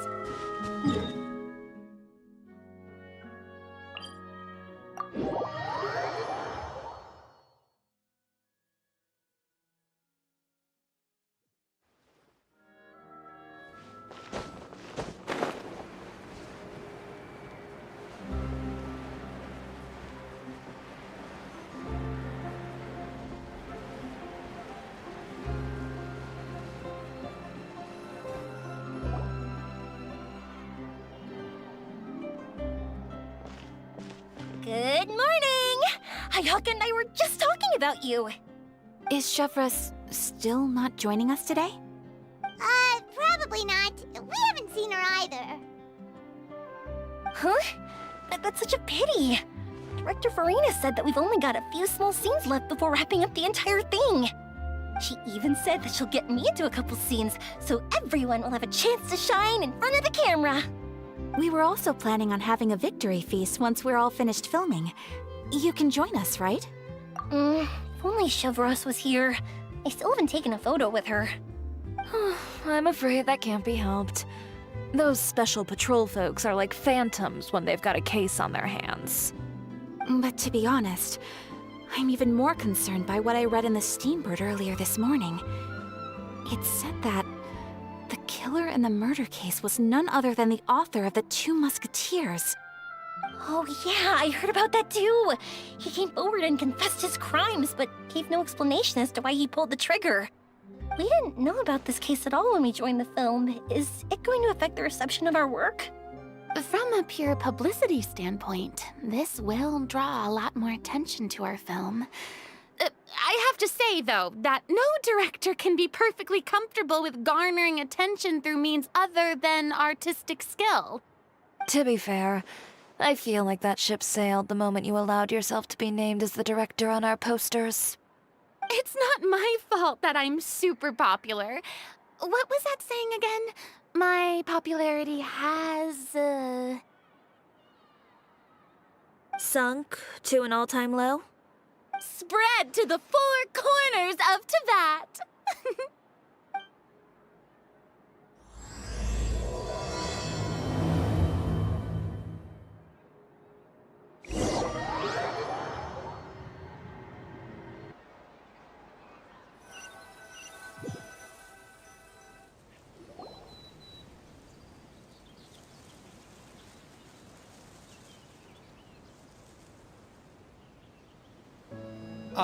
Excuse me, everyone. Xavier! Feels like it's been ages since we last saw you. I've been talking non-stop with the Film Association, and I'm absolutely swamped trying to coordinate the film's marketing. So forgive me for not being around more often, but please believe me when I say that I will make sure everyone's hard work gets the exposure it deserves. Oh, seems like you've been fighting your own battles. Yes, that's one way to put it. Oh, and before we begin the final round of filming, please allow me to finally introduce you to the original investor of our film, Mr. Morris. A pleasure to meet you all. Yes, glad to make your acquaintance, Mr. Morris. We've heard about the issues you've encountered with your financial situation, and genuinely hope that things have taken a turn for the better. Oh, well, the situation has indeed improved somewhat. Don't worry, Mr. Morris. Accidents and last-minute challenges happen all the time. There's no need to blame yourself over it. The good news is that we're almost done filming now, and I would even say that this is the best story I've ever seen. Is that so? I see, that's great news. All right, now that we've gotten all the pleasantries out of the way, let's get this show on the road. We'll mostly be filming typical people and scenery from the streets today to improve the sense of environmental ambiance in some parts of the film. Oh, and there'll be a cameo for Mr. Kamisato and Miss Yoimiya as well. They'll be used to show outsider perspectives on the fates of the two musketeers. That's right. Ayato should be here any minute. Excellent! Then let's start with the scenery shots. Camera and clapper loader, you're up. Yep, we'll be ready. Remember, all we need are some wide zoom shots of the streets. If you happen to find some particularly lovely patches of flowers and grass, feel free to grab some close-ups of those as well. Ready? Lights! Camera! Action!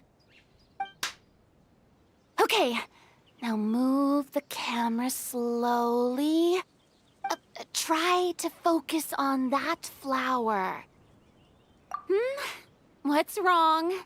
Just adjust the focal length a bit. Something the matter? But wasn't it working fine for all the days before? Veronique, can we try a different camera? No problem. How about this one? All right, let's give it another try. Lights! Camera!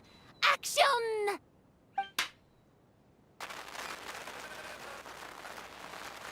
Don't tell me. This one is broken too? Veronique, do we have any other spare ones we can use? I'm afraid we only brought these two today. What? Then go find a workshop to get them repaired right away! Oh, and you too, Bono! Go find our spare camera in the warehouse and bring it back to the set! On it. Greetings, everyone. My apologies for the delay. Is something the matter, Ayaka? It seems like there are some issues with the filming equipment today. We're stuck for the moment. I see. Well, let's not just stand here twiddling our thumbs. Actors, to the makeup booth. We'll start on the next scene as soon as we get a working camera. The people at the workshop told me that the part which holds the lens in place seemed to have fallen off. That's super strange. It was perfectly fine just yesterday. Well, no time to dwell on that now. Let's get back to filming. Ahem! Quiet on set! Places, everyone! Lights! Camera! Action! By the way, have you heard about that recent murder case? Yes, I have. It seems that they've caused quite the commotion in the city. I heard that the chief of the guards is so mad about not catching the culprit that he's about to explode. Oh? I find that quite hard to imagine, considering how he already looks most days. Director, we have a problem. Oh, we're in the middle of a take! Couldn't you wait until we wrapped up this scene? No, Director, our film, all the finalized film that we've been keeping in the case has disappeared. Oh, wait, well, what did you say? Mr. Bonneau, please take me to where the film was kept right away. I'm coming too. No, Yoimiya, you have to stay here. Oh. Okay, listen up. Everyone who's not working on this current scene can go with Bonneau to look for the film. Everyone else, stay put and wrap up the scene. Unbelievable. How could all these problems happen in just one day? We're back. How did it go? Did you find the film? We found it in the sewers. Huh? In the sewers? Is the film still okay? We discovered it just in time, so we should still be able to salvage it.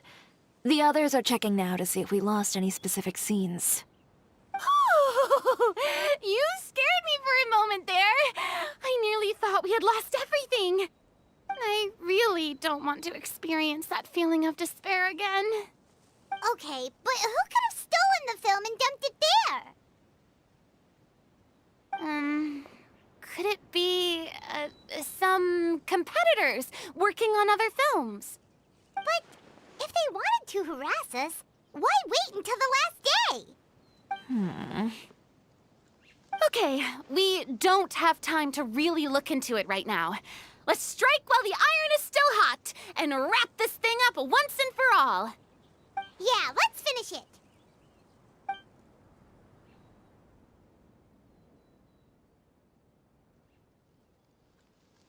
I would like to officially announce that our entry to the festival, The Two Musketeers, has now concluded filming! Paimon is spent. It's so late already. Even though the filming process proved to be extremely challenging, everyone provided valuable and unique contributions to the final product. Thank you all for your dedication and support. And just like Director Farina, I would also like to extend my most heartfelt thanks to all of you. Really, you've all helped me so much. All right, let's save the awards speech for later, and hopefully also get some rehearsals in before the real thing. Anyway, now it's time to party! Let's all make our way to the beach and have a celebration feast so loud and fun that even the blubber beast will want in. Party! Party! Paimon wants to party!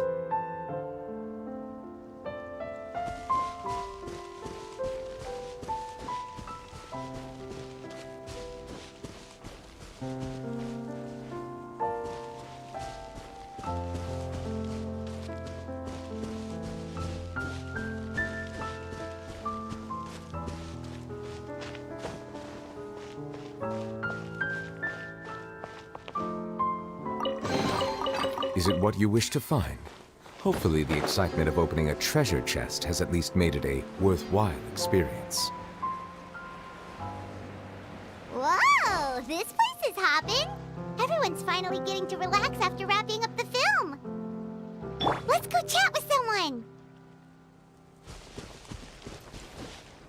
Have you ever seen a fireworks show, Mr. Morris? It's pretty amazing. I'm afraid I haven't, but I'll take your word for it.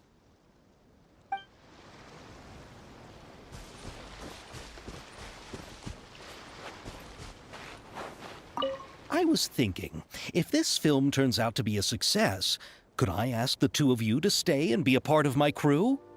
Of course, I'll definitely increase the pay for next time. I'd be more than happy to, Mr. Xavier. Thank you for the offer, Mr. Xavier. But I've made some plans to go on a journey to the other nations once the festival is over. Is that so? Well, then in that case, bon voyage, Miss Veronique. Please feel free to get in touch once you've returned to Fontaine.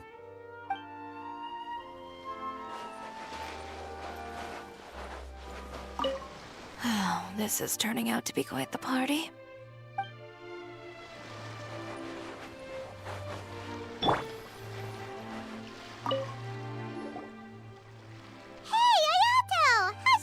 Going? Everything went rather smoothly. Thank you for your concern. Ayato told me that we've already confirmed the dates for some Inazuma Fontaine cultural exchange events. So the next time we visit, we'll be doing so in our capacities as the representatives of the Yashiro Commission. Oh, that's great! Then maybe Paimon will be able to find Fontaine detective novels in Inazuma from now on! Oh, wait, wouldn't Yae Miko get upset if that happens? That would be stealing some of her business.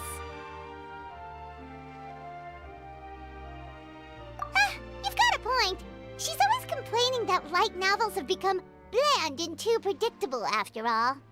The cultural exchange won't only feature literatures of both nations, of course. We have also made plans for cross-cultural engagements in the fields of gourmet cuisine, toy making, and artisan craftsmanship. Wow, Paimon's getting super excited now! When the time comes, be sure to visit and participate in all the events.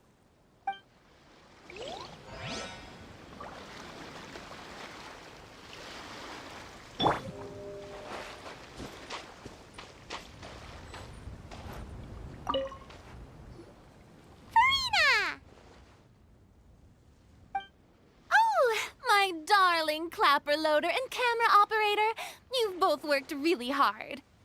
Paimon thinks you worked even harder than us. Honestly, Paimon was getting a little tired of playing with the clapperboard by the end of it. Worst of all, Paimon started having dreams of you shouting, "Lights, camera, action!" into Paimon's ears. The actual dream can't even start until you've yelled that. Hey! If anything, shouldn't I be more grand and delightful than your dreams? We've been through so much together, and that's how your brain remembers me? That's not Paimon's fault. We've just used the clapperboard too much lately. Anyway, what's most important is that we've wrapped the film. I'm pretty confident that we'll take first prize. Hey, no need to mention the official name. Wait, now that you mention it, if we did win the prize, would Farina just get a statue of herself? Come on, I don't need that kind of attention. Xavier can accept the reward on our behalf. But just imagine! Farina accepting the Farina Award and holding a Farina statue. I'm going back to my dessert now. You all can keep discussing that on your own.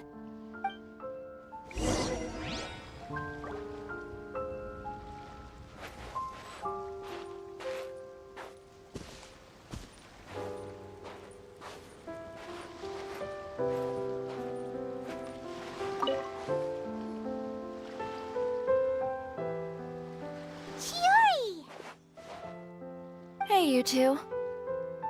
Are you not really into these kinds of big social occasions? Not particularly. But this is still better than Fontaine Fashion Week. But if this film becomes a big hit, people will definitely come flocking to your shop. Yes, that's highly likely. As long as the film can premiere as planned.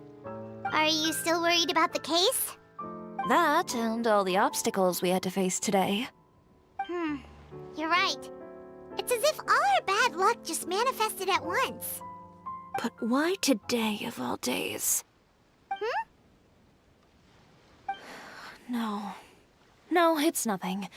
We've already delivered the film to the editors, so there should be nothing more to worry about. How are you doing, Mr. Morris? You having a good time? Well, you could say that. Do you happen to know when the party is scheduled to end?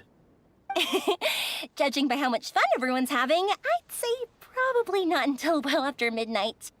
Is there something that you still have to take care of at home, Mr. Morris? Oh, well, I'm just not a late night person, so I might take off shortly.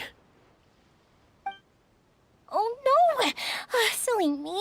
I almost forgot something super important. Oh, what is it?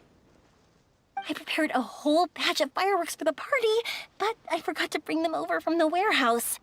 Fireworks, you say? Well, that's, truly a pity. Sorry things didn't go as planned. Could you help me carry them over, Mr. Morris? I won't be able to fetch all of them by myself. Me? Are you sure that you can't find anyone else? I just wanted to make this a surprise for everyone. The warehouse isn't far from here. We'll be there in no time.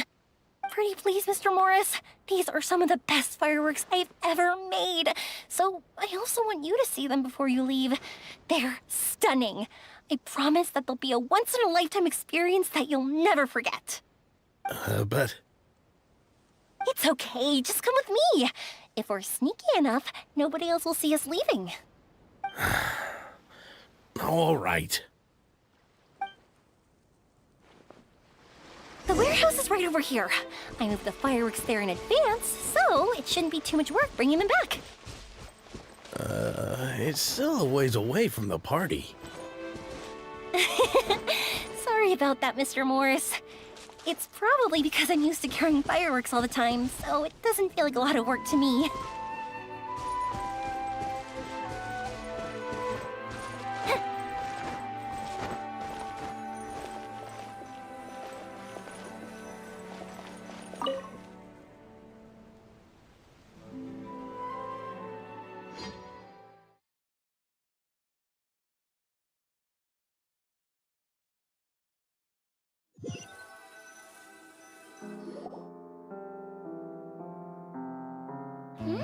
It's dark in here. Wait here, Mr. Morris. I think the light switch should be somewhere over here. Why did I have to get roped into this? What was that?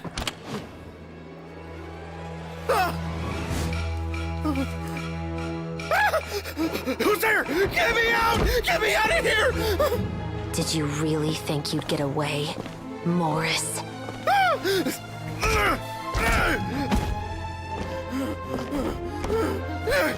You've got the wrong guy. It wasn't me. I'm not the killer. You know, Eliza died a far more heroic death than this. She fought your assassin to the end, to save the children she had hidden beneath the floorboards.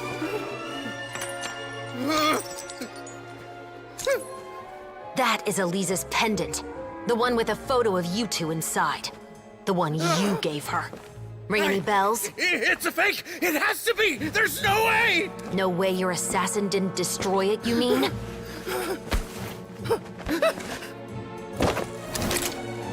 Did you ever love her, Morris? Or was killing her always the plan? No, please. Listen to me. I told Eliza to keep us a secret. I paid her plenty for her silence. I never thought she'd keep the child. Everything was gonna come out, and I had no choice. She'd force my hand. No! I'm begging you. I have money. Just name your price, please. You can keep your Mora, and you can go to hell.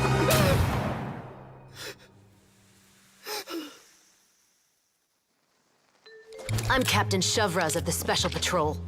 Morris, you're under arrest for Eliza's murder. Huh?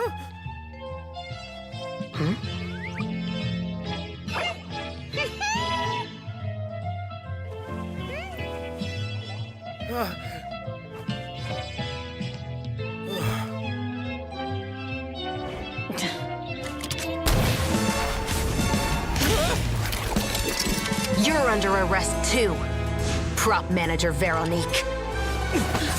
Or perhaps I should call you the Second Musketeer.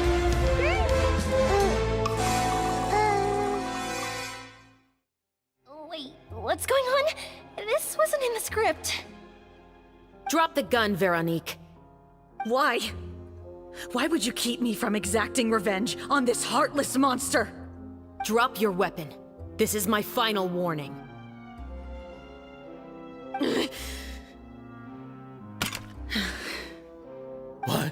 What is going on?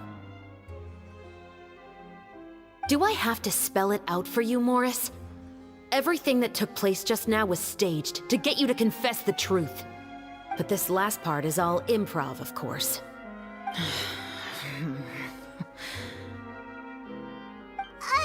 Chevres, you told us you wanted us to help you stage a play. You never said anything about the second musketeer. It's because even I had no way to confirm my theory until now. Thank you for your performance, Yoimiya. Could I trouble you to go and bring in the other Special Patrol members? They should be on standby just outside. Oh, and please tell the other cast members not to worry about us. We'll be rejoining them shortly. On it!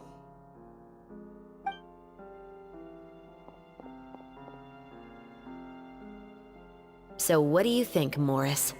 Care to talk about what happened 20 years ago?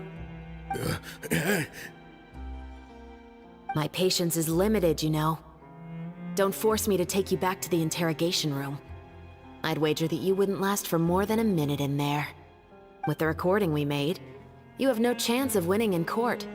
Cooperating with us now is the most practical move. All right. I'll talk. I hired an assassin to murder Elisa. She once worked as a maid on my family's estate. She was very beautiful, and after some time I fell for her.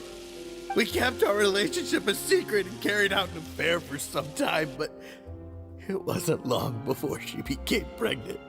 And if my parents ever found out, they would have stripped me of my inheritance and status, driven me out of my home. I also didn't expect Elisa to insist on bringing the pregnancy to term. She even asked me to leave my family and travel far, far away with her. She believed that you were truly in love with her. I didn't have a choice. I gave her a large sum of mora, told her to leave the family and to get rid of the baby. But then years later, she sent me a letter. There were photos of 2 children, and she even asked if I could find some time to visit them. Huh? 2 children? Paimon thought Baptiste was the only... you mean... Even if she had the children against your will, you could have just ignored the letter entirely. Why kill her? I had just gotten engaged to be married to an heiress from another wealthy family. So if anyone were to find out about Elisa, my life would be completely ruined. I didn't have a choice. No. You always had a choice. You just made the wrong choice. Again. Do you know how it feels to watch your mother be killed right in front of you? My brother and I were hardly even school age yet. We were hidden beneath the floorboards, grasping each other's hands like a lifeline. We were so terrified that we didn't even know we could ever take a breath. All we could do was to watch Mother try to fight back, and then collapse to the floor. Even after the assassin left, we were still too terrified to leave our hiding spot. We thought that he might come back. It was only until the next evening when we finally climbed out and gathered around our mother. But she had already become cold and stiff to the touch. You made up your mind right then and there to bring this case to light. Not only that, we resolved to get our revenge. And that's why you became the Musketeers. No, that's why I became a Musketeer. The man from before was also killed by me. My brother had nothing to do with it. I figured as much. You did? I once told these two that he didn't look like a killer to me. His confession from that night also rubbed me the wrong way. I think what really tipped me off was, how could I not feel a sense of regret in him? Huh? He confessed faster than any criminal I've ever met, but he didn't say a single word about you. He insisted that he was the sole perpetrator in the case. But after the questioning ended, I disassembled the musket we dug up from his backyard, put it in front of him, and told him to reassemble it. Wanna guess how far he got? He had no idea where to even start. He's never touched a gun in his life. Based on that, I determined that he was not acting alone. He only surrendered himself to draw our attention and create a moment of opportunity for his partner. So, I decided to play along. And as expected, the second musketeer followed us without hesitation once she saw Morris get separated from the rest of the cast. Besides, why else would he call the novel The Two Musketeers? But how did you know it was Veronique? I figured it out the moment Baptiste told me his father's name. That so-called financial crisis was all just a ruse. He just wanted to sign up as the investor and then leave the film without any source of funding. After all, he has a vested interest in minimizing the reach of this story. It's really just the same thing as what he did to Eliza all those years ago. Human scum. But then Xavier pulled out all the stops and got the film made against all odds. Morris couldn't have that. With the killer in custody, he figured it was safe to act. And so he came to visit the set today, just as I expected. Wait, so you were behind all those mishaps today?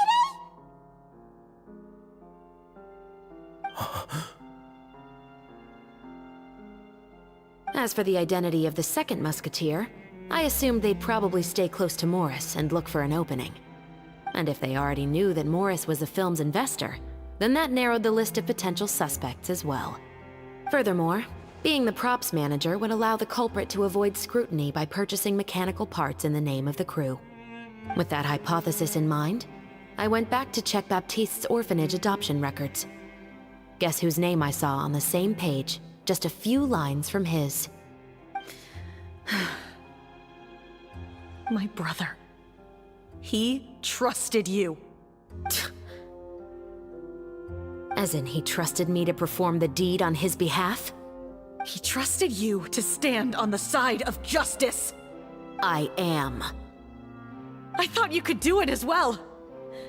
Oh, the look on your face when you told him to go to hell. I really thought you'd put a bullet in his brain. You know what he has done. Are you telling me that you'd rather see him spend the rest of his life living like a king in the fortress of Meripede? I will never be able to forget the feeling of my mother's cold, lifeless hands. And you would call this ending fair? Is this what you call justice? I won't lie, Veronique. I did hesitate when your brother first told me about the truth. I wondered. I agonized over whether I should really put a bullet in his head. So why don't you?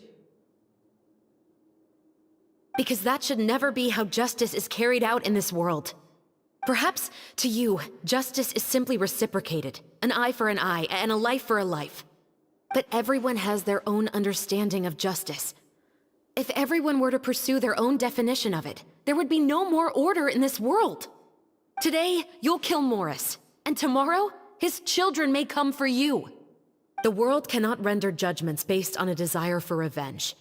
That will only lead to a cycle of revenge, as well as the destruction of order and civilized society.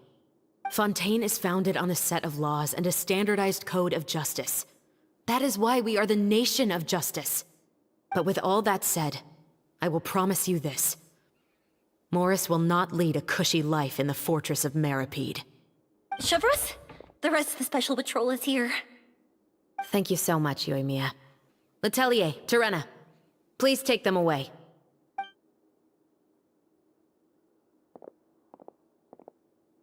I still can't agree with your reasoning. I know. Justice has not been delivered. At least, not today.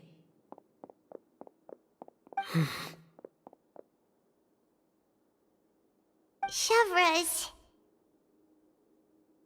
Let's go. We should give an explanation to the crew. Thank you for your concern. I'm fine. I'm just thinking about the things in life that have driven people to take justice into their own hands.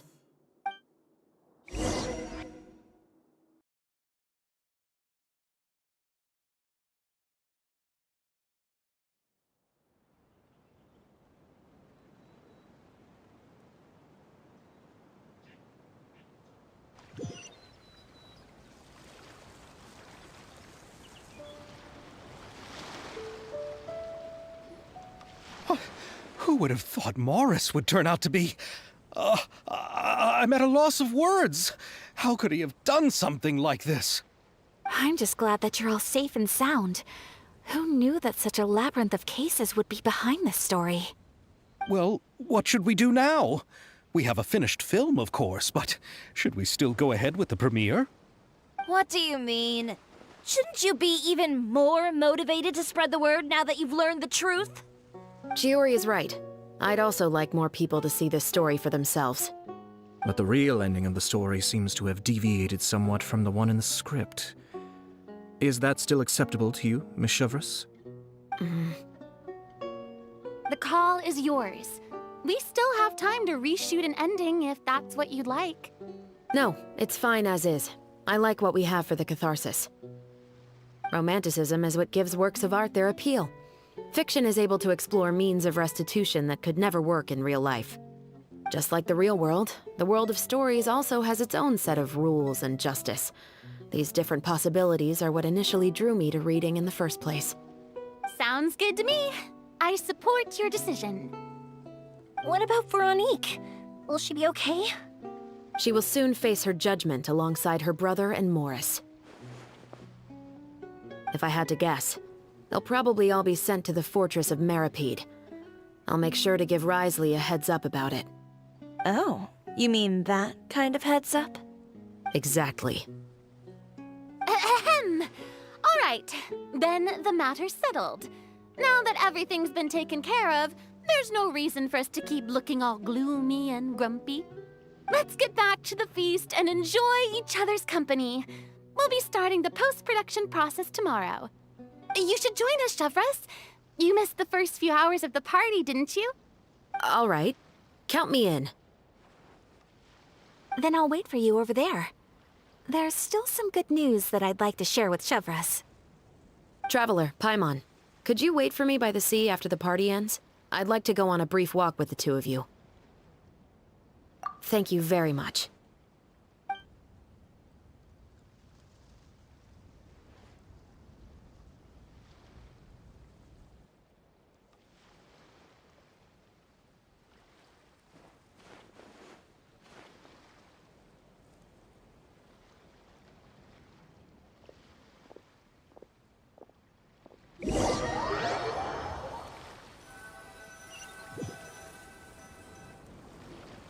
Sorry for the wait. Oh, we weren't waiting long at all. Is there something else you wanted to tell us? No, I don't have anything new to share. I just felt that since you were my investigation partners, I should have another conversation with the two of you.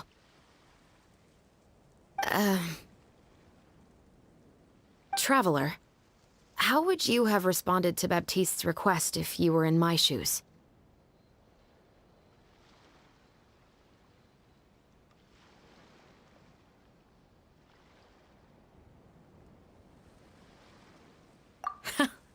Just like the protagonist of the story, huh?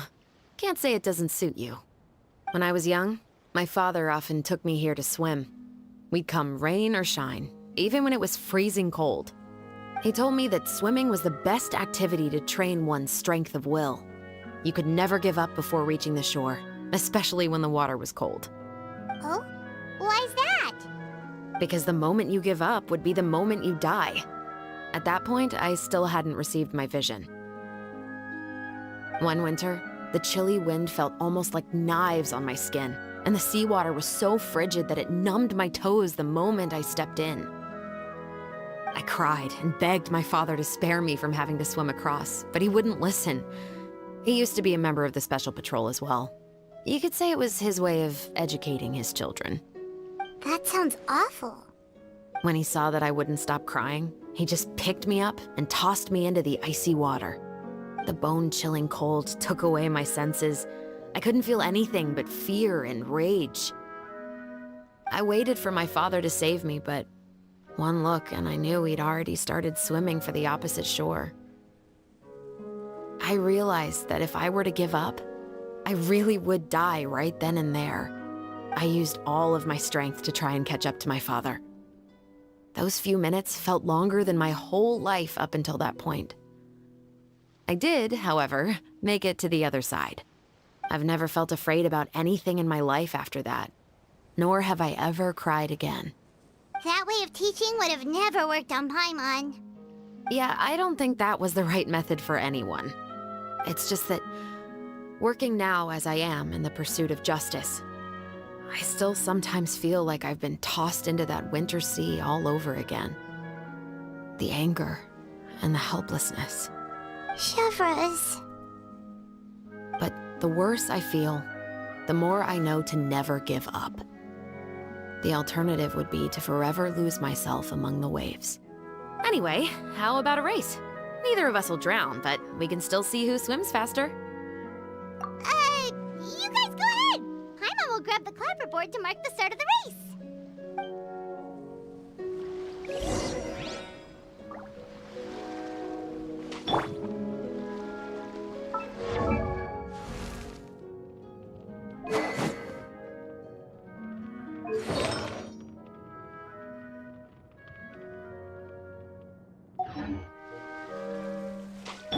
Here!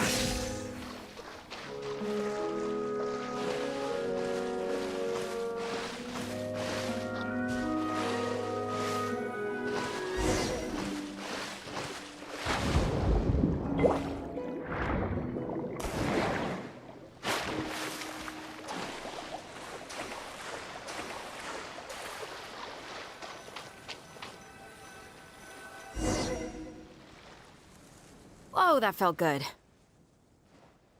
You were so fast in the water, Chevreuse. You were swimming even faster than Paimon could fly. So, about the Special Patrol, did you join because of your dad? Partly, but I'd say I was more inspired by the heroes I read about in stories growing up. Oh, so it's due to your love of stories.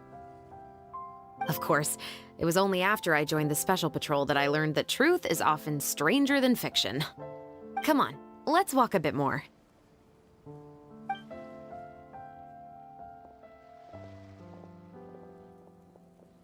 To be honest, I do sometimes question whether the decisions I make are the right ones. But I know that no matter what, I must keep swimming. Because the only thing I've got my eyes on is the shore in the distance.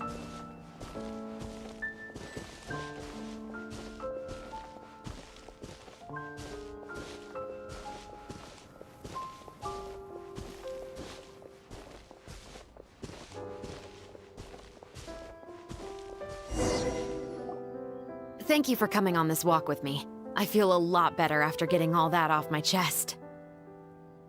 Huh. We're nearly back at Baptiste's house. Huh. You're right. I didn't realize we were so close. He really did plant a lot of flowers. It's just like how he described it in the story. Huh? Wait. Paimon, Traveler, look! The rainbow roses in the garden. They're in full bloom now.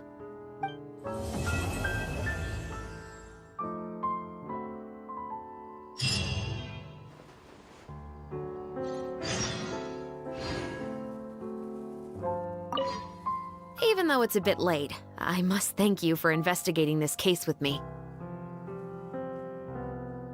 Not on behalf of the Special Patrol this time. It's a personal expression of gratitude from yours truly. Oh, you want to hear more about my father? To be honest, I didn't spend that much time with him.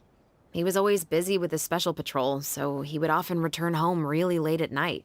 Some nights, he didn't come home at all. Once, he didn't come home for a long time, maybe a whole week or so. When I went out to buy food, I learned that he had become a criminal, and by extension, That made me a criminal's daughter. But we can talk about that another day. I actually have a lot of sympathy for Veronique and Baptiste. I can understand the hatred they feel for their father. But that doesn't mean I'll allow them to walk the path of evil, even if it might lead to another sense of justice. Films are different from the real world. They're a form of art and represent the wishes in people's hearts.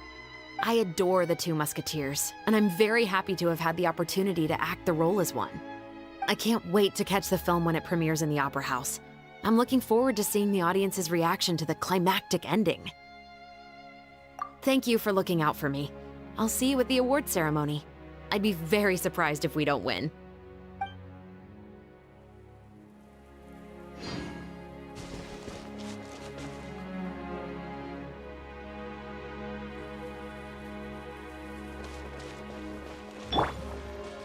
This one's got your name! Illusion shattered! Settle down! Picked the wrong test subject.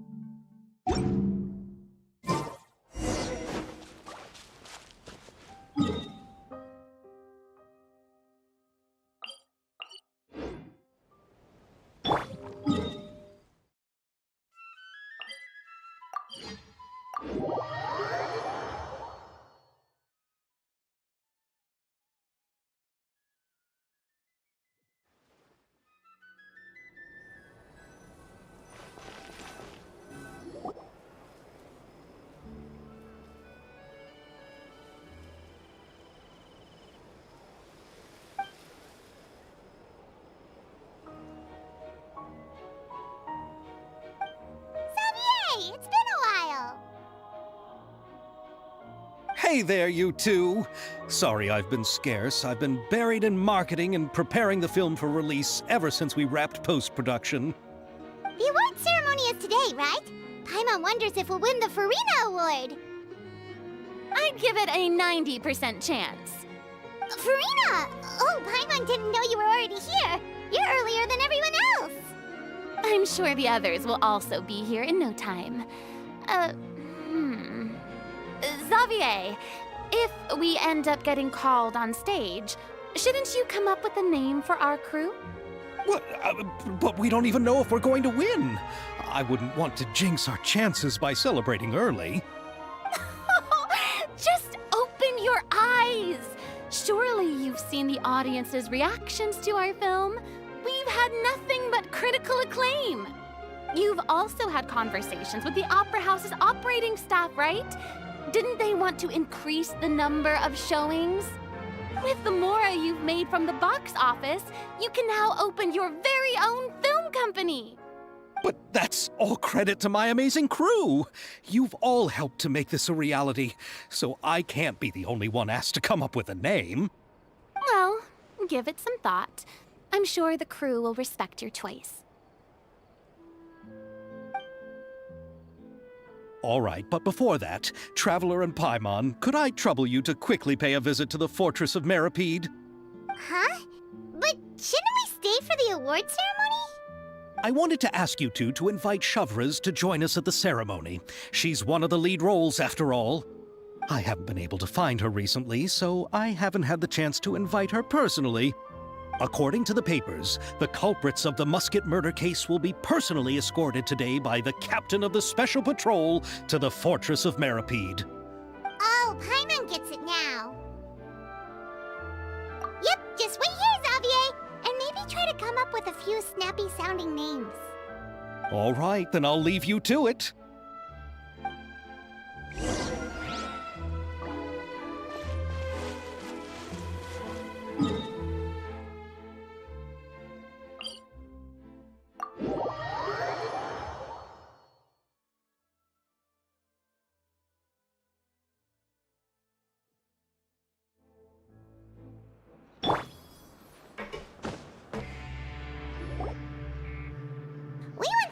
Fortress of Meripede would be super scary, but looking back on it, it really wasn't that bad at all.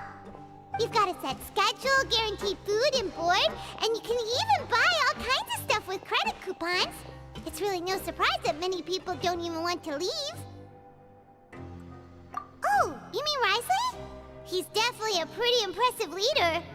While he does look kind of intimidating, he's actually pretty easy to talk to once you've had a conversation or two with him. Paimon wonders how he's like with the people here. Do they also get the same guy we do, or is he a lot harsher with the bad guys? Yeah, he must be doing something right to maintain order here, while not making everything feel super oppressive. Excuse me, did I hear someone there? Could you please do me a favor? Huh? Paimon could have sworn she just heard something. Excuse me, is someone passing by? Could you do me a favor, please?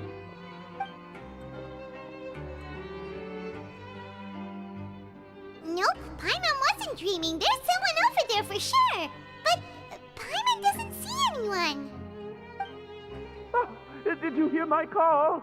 Thank you so much. I'm over here, inside this big box.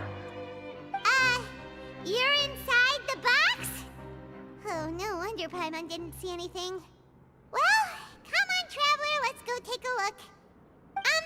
Why are you hiding in here anyway? If we hadn't happened to pass by, you could have been stuck for days. It's a bit complicated. Can we not talk about that for now?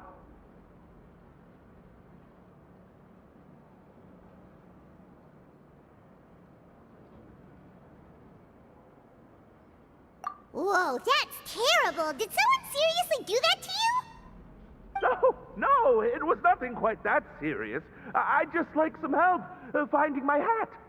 Just your hat? But then, why can't you look for it yourself? Huh.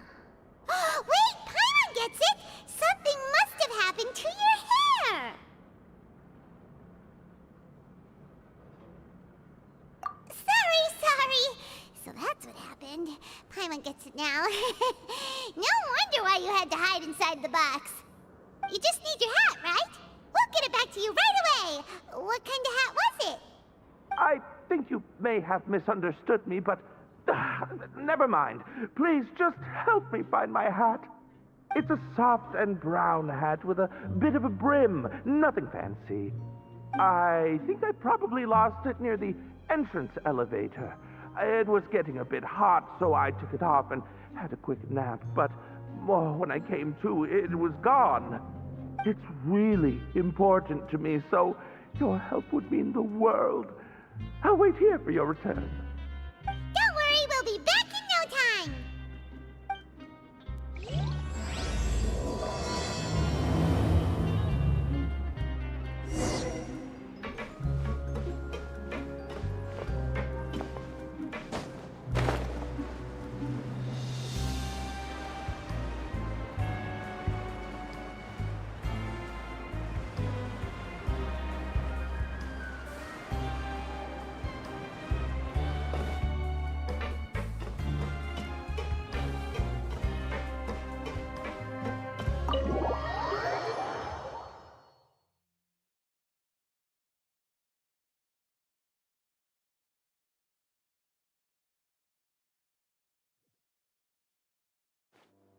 This is as far as I'll be taking them. I'll leave the three of them to you now. Got another errand to run? Something like that. I'm expected at a party. Now that's something you don't hear every day. Found a new pastime? No, it's just a special occasion. Shavras! Risley! Festivals really do bring people together. It's been a while since I last had so many visitors at the Fortress of Meripede. Call it the festival spirit, I guess. Yeah, you could say that. Even our head nurse has gotten herself all worked up preparing super deluxe nutritious shakes. Just one gulp and you'll have met all your nutrition needs. Were you talking about work just now? We've already finished discussing everything. So, what do you think about my heads up, Mr. Risley? I believe I haven't yet made any promises or guarantees. But you also didn't shoot me down. Here, how about this? You could give everyone a copy of the newspaper. Perhaps on the day when the cover story happens to, oh, I don't know, expose a certain someone's misdeeds from 20 years ago? I suppose then a certain someone may soon find himself the most unlucky person in the Fortress of Meripede? While another 2 people will soon be hailed as heroes. Speaking of heroes, did you two need something from me? Actually, we're here for... You're here to invite me to the party, right? Don't worry, I didn't forget. Ooh, then let's head back right away! See you, Risley! Happy Fontenalia Festival! And the same to you.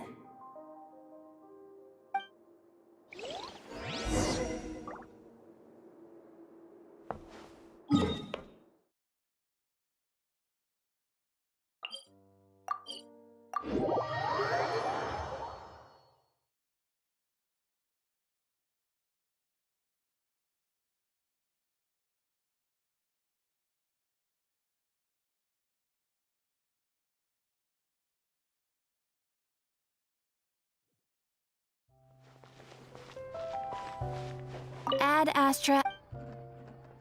Thank you for complete.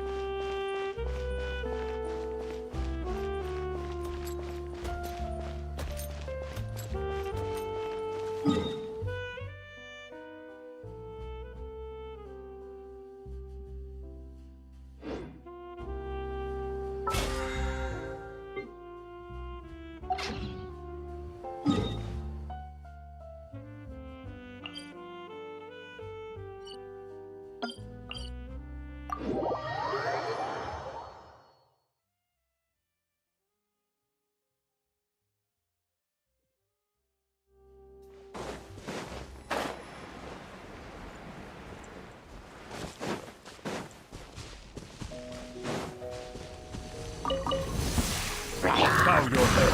Fire! Well, with rocks. Feeling lucky?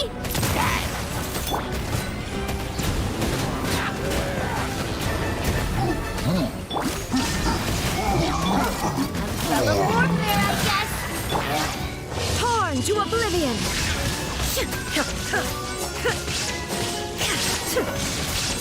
Shine down! Silence!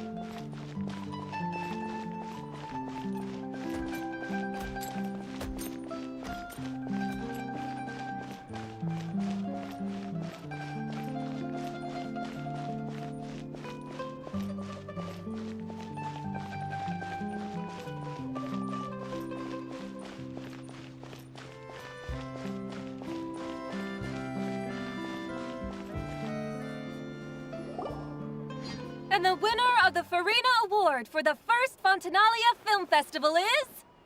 The Two Musketeers!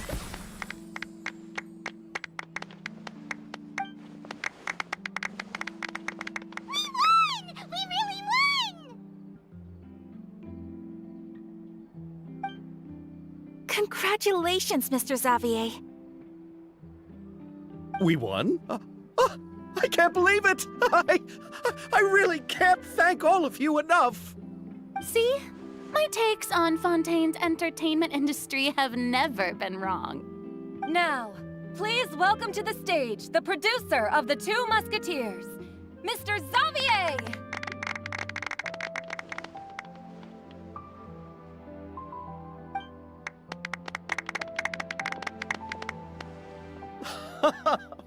Thank you! Thank you all so much for your recognition and support. While I'm up here, I would love to give special thanks to... Time really flies, huh? It certainly feels that way. It feels like it was only yesterday when you were teaching me to hold a musket. Will you come back to Fontaine again? Of course! I'm very fond of this city. There are so many novel and interesting things that it's been hard to keep track of them all. But how about you? Would you be interested in visiting Inazuma? I can't say the thought has crossed my mind before, but I'd be willing to consider it now. I will be eagerly awaiting your visit. It would be wonderful if you could visit my home and enjoy a taste of our tea and desserts. Yeah, let's keep in touch. Did you accomplish all you came here for? Yes. And you should visit Inazuma again sometime. How has Ogura and her business been? To my knowledge, she's doing quite well. Tell her I said hi. I certainly will. I heard the thunderstorm has stopped. Yes, and the war has also been brought to an end. Peace and prosperity has returned to the islands. I quite like the sound of that. Perfect for hanging textiles out to dry. I'd like to offer my thanks again to the entire cast and crew. Without you, I would have never completed this film, much less had the opportunity to be standing on this stage. With the support of my entire crew, I would like to officially announce our film company, Musketeer Pictures! Woohoo! That has a really nice ring to it. Then in that case, let's please welcome all the members of Musketeer Pictures onto the stage for a commemorative photo. Oh, Paimon didn't know we'd also be taking pictures. Director Farina, I believe you are the most deserving person to raise this trophy. Huh? No. There's no need. It's so embarrassing. It's an honor the director deserves. Yes, I agree.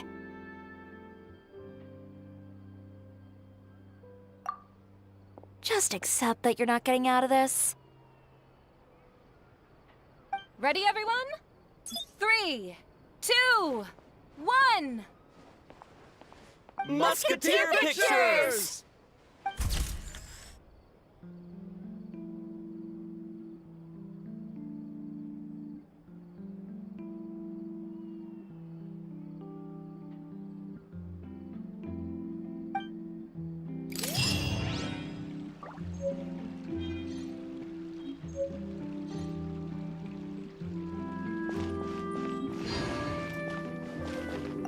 Miss Yoimiya, we haven't had the chance to talk, but please accept my thanks for everything you've done over the past few days. Oh, but I feel like I didn't do anything out of the ordinary. I'm very grateful for your assistance during that special performance in the warehouse. It was always going to be somewhat risky, to engage and draw away Morris all on your own. You're only a civilian and have never been trained to act in such a dangerous situation. Don't say it like that. As the director's assistant, it was my duty to help out the crew however I could. It was an honor to help you solve the case. I have to admit, though, my heart was thumping super hard the entire time I was laying on the ground. I was scared that everyone would notice. You did great. Oh, and before I forget, if you ever visit Inazuma, please come and pay a visit to Naganohara Fireworks. I'll make some fireworks for you. I even know what shape I'd make. I'm guessing a musket.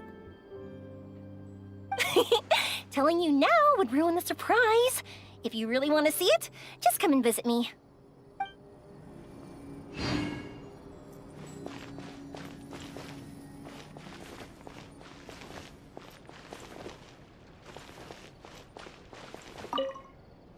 Lady Farina, please allow me to take just one more photo of you.